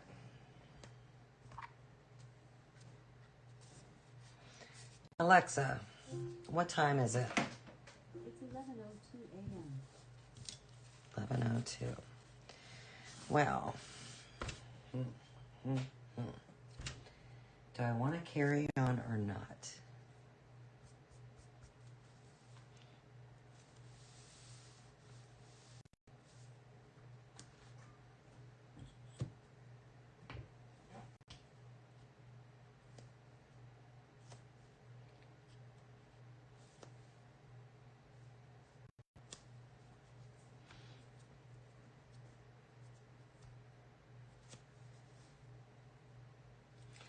I have to decide what color I want these letters to be. I really would love to put red in the mix.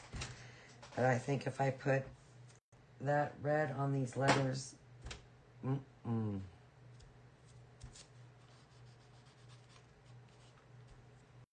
don't think it would look good. Well, not the red, the oxblood.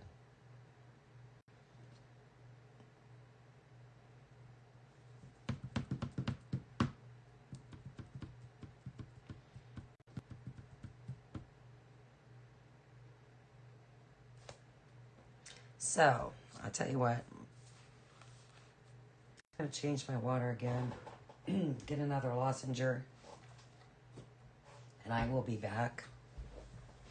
So, if you choose to stay, wonderful. If you choose to leave, I want to thank you for staying as long as you have. And I'll be right back.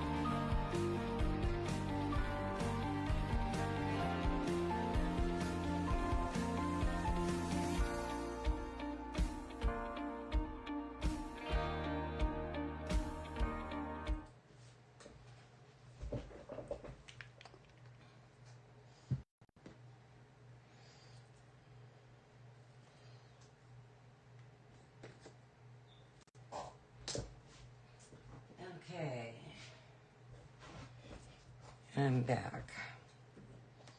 While I was gone changing my water, went downstairs to my supply room and looked through some of my paints. So like I said, I really want to bring red into this. That oxblood, this is the oxblood. Here's a heritage brick. And it's a red color, but I don't use it too often. So what I think I'm gonna do is test it on this little scrap piece of wood to see how I like it. I mean, something that really sticks out to me, and I know I have it off the camera, is my leaves. I really love this orange leaf. I love the variation of the colors.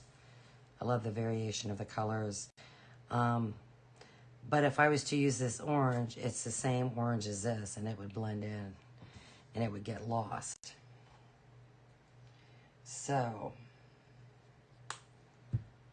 it just would not work. But I want to try and achieve that. So,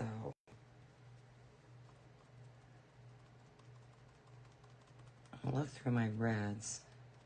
I love the country red. It's my go-to color. But it's just too bright for everything that I'm doing. Everything I've got is kind of muted. I think that might be a good color. And it brings in that red that I'm after.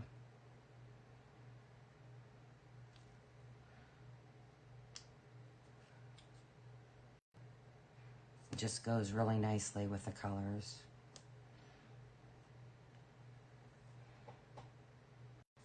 And it's a continuation of fall. So, I think I'm going to paint these letters heritage brick.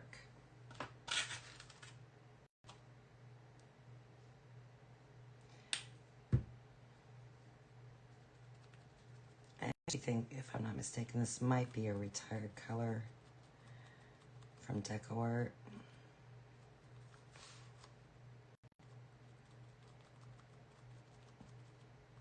And here's the deal. After I paint these letters, I don't know if I'll do any floating or of highlights and shading.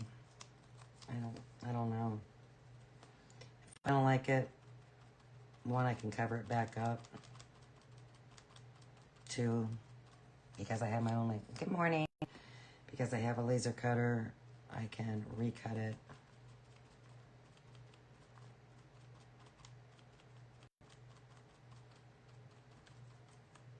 So, I have some options.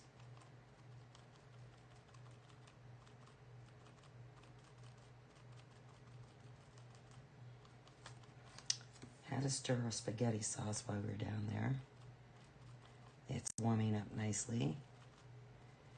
If you burn spaghetti sauce, forget it. You ruined it. So we cook ours on a very low heat with a diffuser. The heat is minimal. And we always like to make an abundance of it because then we freeze it.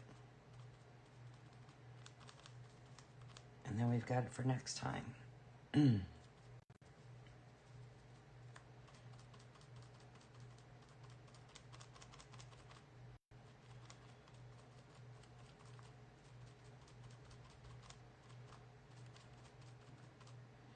Getting pretty windy where we are. Raining. Good day to stay indoors.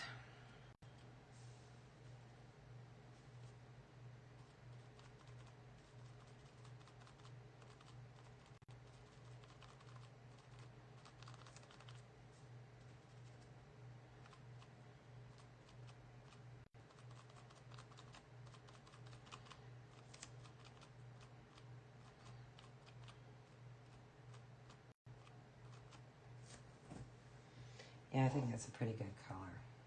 I think I'm gonna like that. I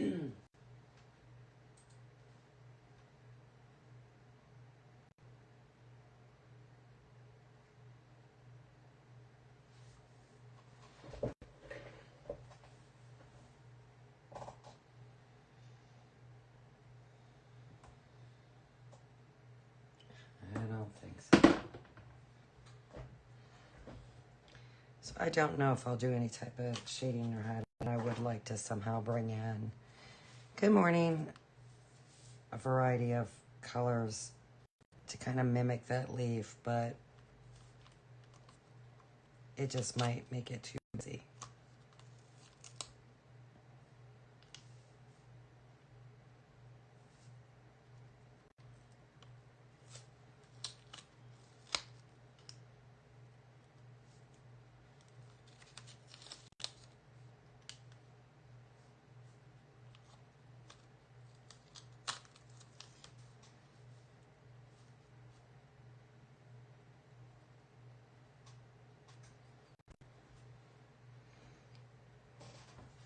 But that's not too bad. It's sticking with the fall theme as far as colors go.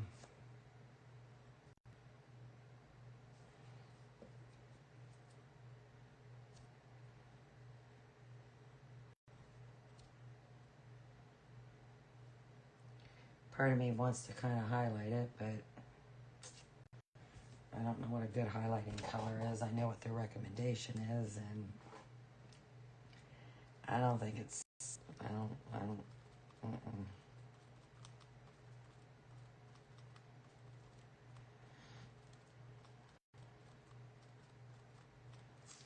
So,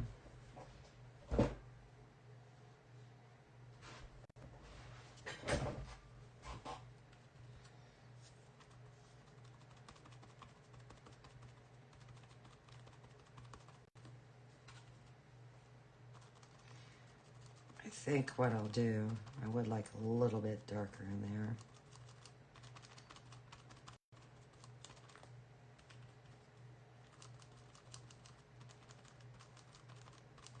I'm just gonna paint this piece of wood. And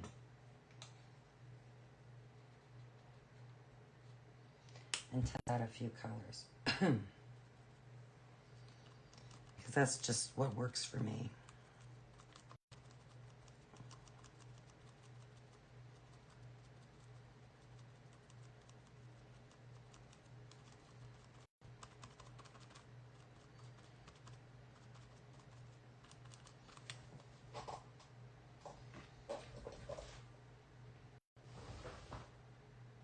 I have so many paints.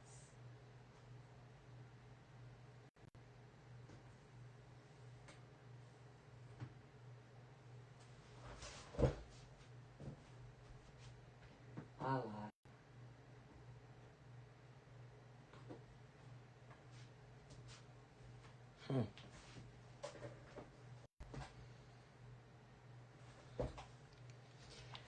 I know what Deco Art says, but I don't think so. On the highlighting for sure. Shading, maybe. Highlighting, I'll try it because they're, like I said, they're pretty spot on. So they obviously do their homework.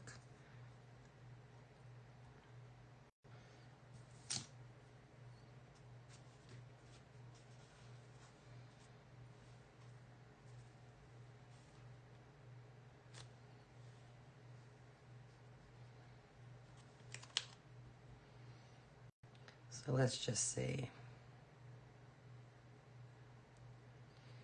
Per their recommendations. Oh, that is it.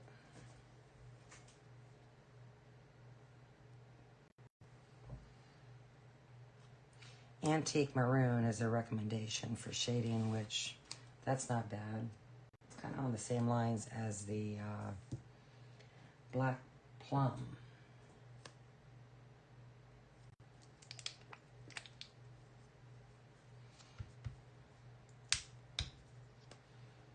But But they say the highlighting color, that's not really mixed up very good, is terracotta. Which, if you think about, terracotta is what they used to make flower pots out of. That's terracotta. I don't like that at all, and I knew I wouldn't. That I knew I wouldn't like. So, I definitely will stick with shading.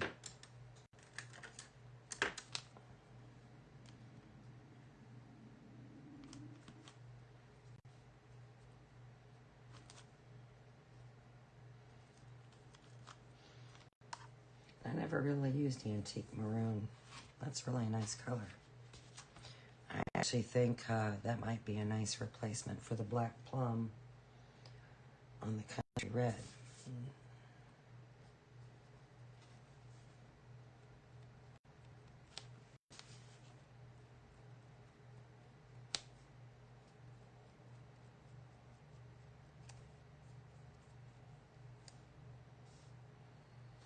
Really what I like to do is somehow bring in a little bit of orange. Good.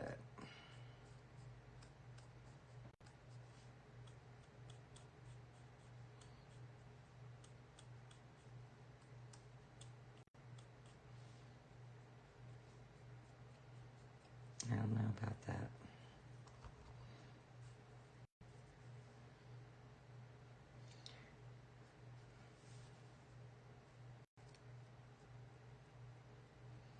And I'm actually bringing the shading up a little bit higher than what I normally would, just because I want more of a different color in there.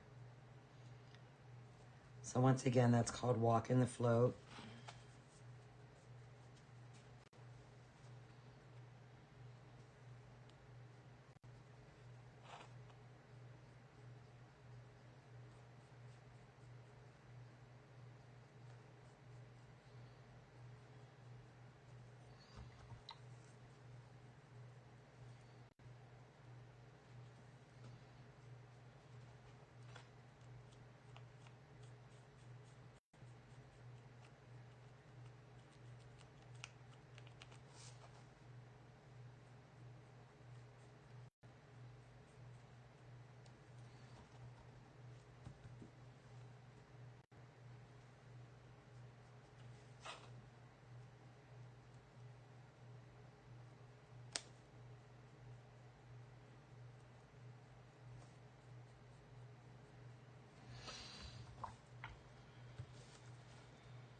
All right, that brings in a little bit darker color.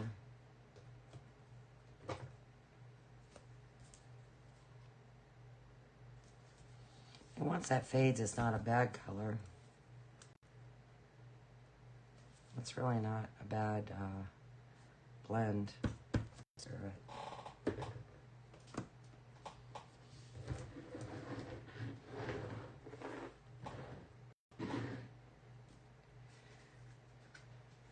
Let's go for it. It's going to be a minimal highlight anyhow.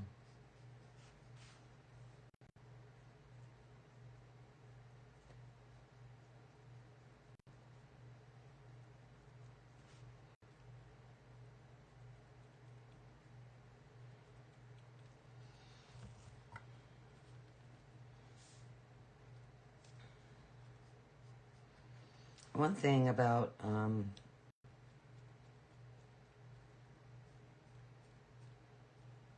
floating, highlighting, shading, because you're mixing your paint with water, it will fade. It does fade. So, I'm calling that good. I think that's just probably good enough.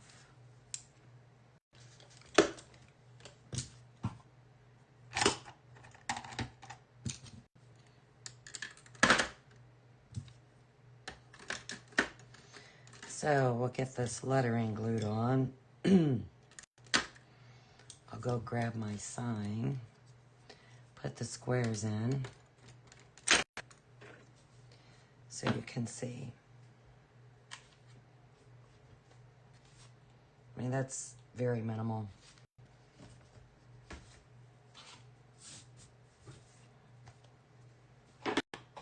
But don't be afraid if you're unsure about colors, what might look good with another. Do what I did. I have scrap pieces of wood all over the place. And if I'm a little bit unsure, you know, I'll take and paint a piece of wood. And then I'll put highlighting and shading on it just to see what it really looks like. That way, you know, I don't mind taking the extra time. That's just, you know, how I do things. I don't mind doing that. But take that a little extra time and see if you end up getting the result that you want. That way you're not putting it on your piece. Maybe you end up not being really happy with it. Then you've got to, you know, repaint it. Maybe even recut the piece if you're not blessed to have your own laser. You know, you have to contact whoever you bought your DIY kits from, and maybe they'll be kind enough to, if you explain the situation, they'd be kind enough to, you know, send you another piece, maybe for a minimal amount of money. I mean, I know I would. That's providing great customer service. So, I mean, because it is about the customers and trying to do what's best. So, that's definitely something I would do.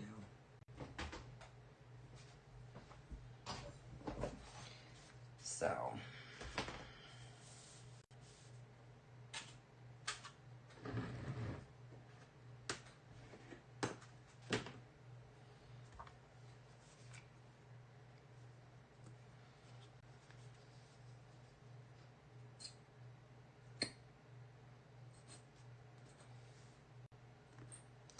and have this upside down long enough, but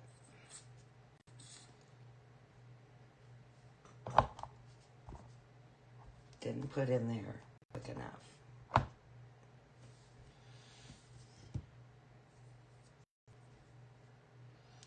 But all in all, I am pleased with the way this turned out. It has the colors that I want. So, I am pleased.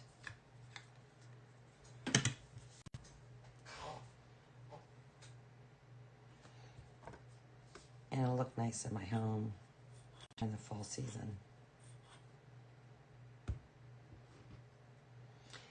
Yeah, I subscribed to the Stick Fast glue on Amazon to send me glue every so many months.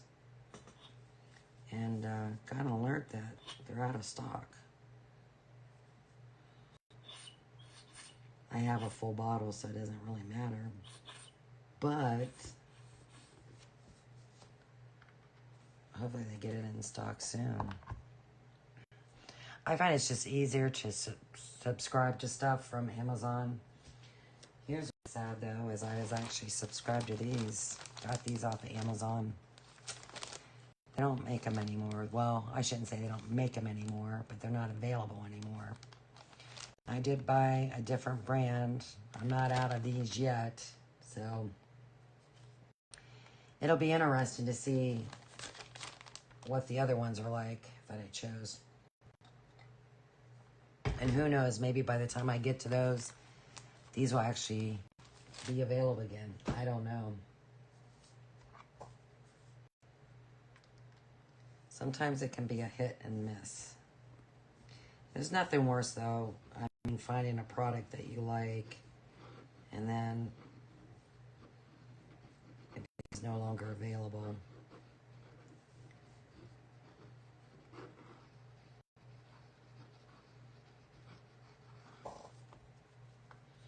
But you just then have to go ahead and find something else.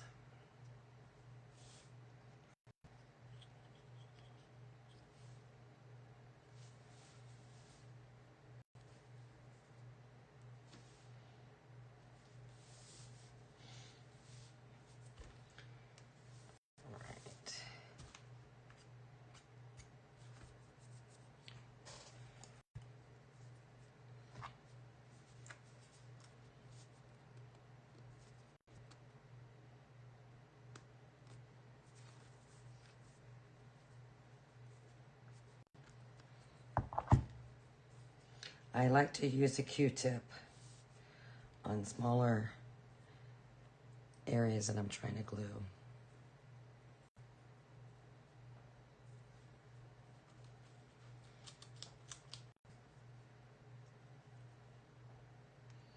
I just feel that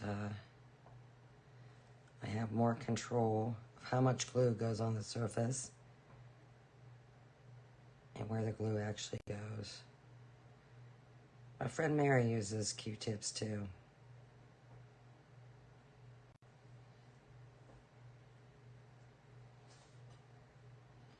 And she's been painting for years and years. She's a wonderful painter. What a talent. Nice person too.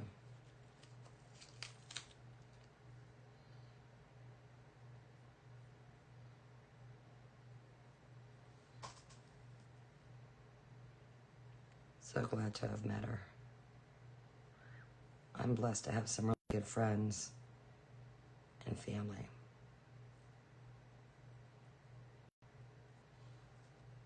Because friends and family are what's important.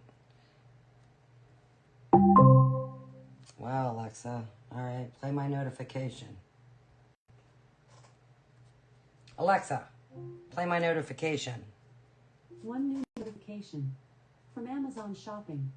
For Cindy, a shipment will arrive today, including bed pads. Alrighty.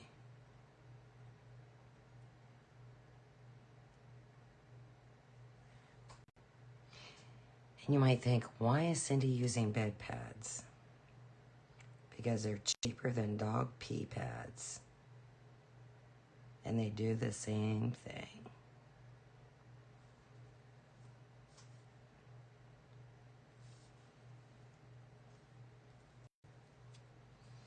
When you have an older animal and you just can't always be here to help them, you make it easy for them.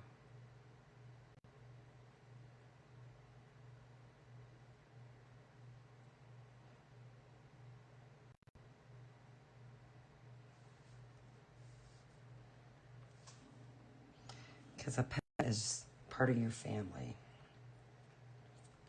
At least mine.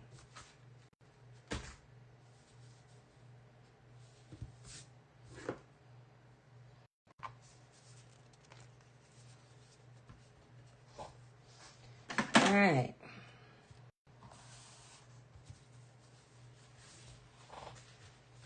Let's move this aside. I'll get my sign. Might have to zoom out a little bit.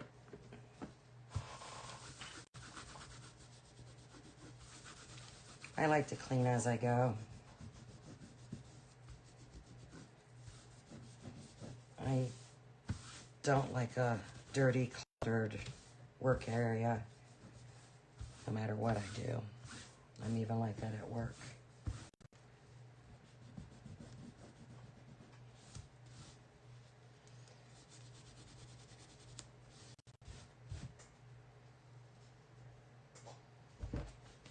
Okay.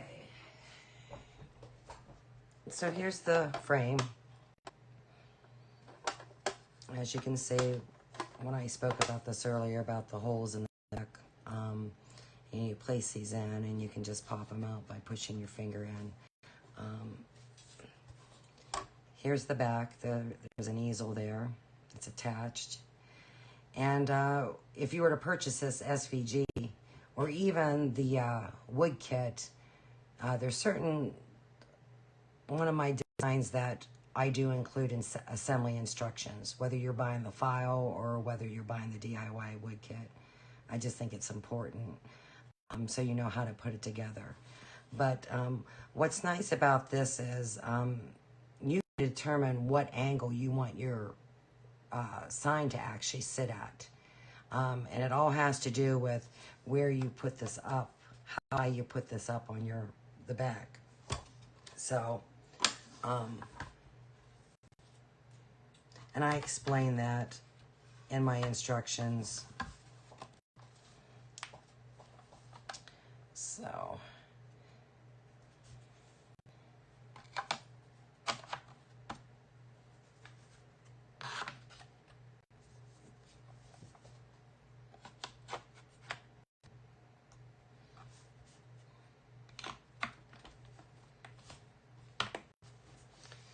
Let me zoom out here because I just don't think you can see a whole lot.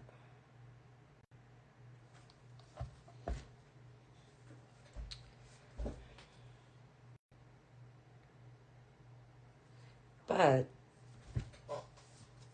that is the inserts, the fall inserts for the standing interchangeable sign. Still got to decide what I want to do with this, so I'm not gluing it on yet. I may or may not do something with it. But I'm sorry. I love it. I really, really love this. It screams fall. It's a perfect set for your home if you're one that likes to do interchangeables and decorate for seasons. I mean, you can leave this up for a long, long time. And like I said, I do have the Halloween insert set that is just absolutely adorable that you can temporarily change out and then put this fall one back in. I have a winter set. I have a primitive set because I'm into prims. You can leave up all year round. I am going to work on a Christmas one. I have some ideas for a 4th of July, for, Valentine's Day, Easter, spring, summer. But there's just not enough hours in the day for me. So I'm trying to spread my time out best that I can. But I'm sorry. I love this. Some may or may not, but this turned out nice. A lot nicer than what I envisioned. I'm really, really pleased. So I want to thank you for joining me today. Thank you so much to the two that's been here for quite some time. Appreciate it. So until next time, have a wonderful day. Take care. Bye-bye.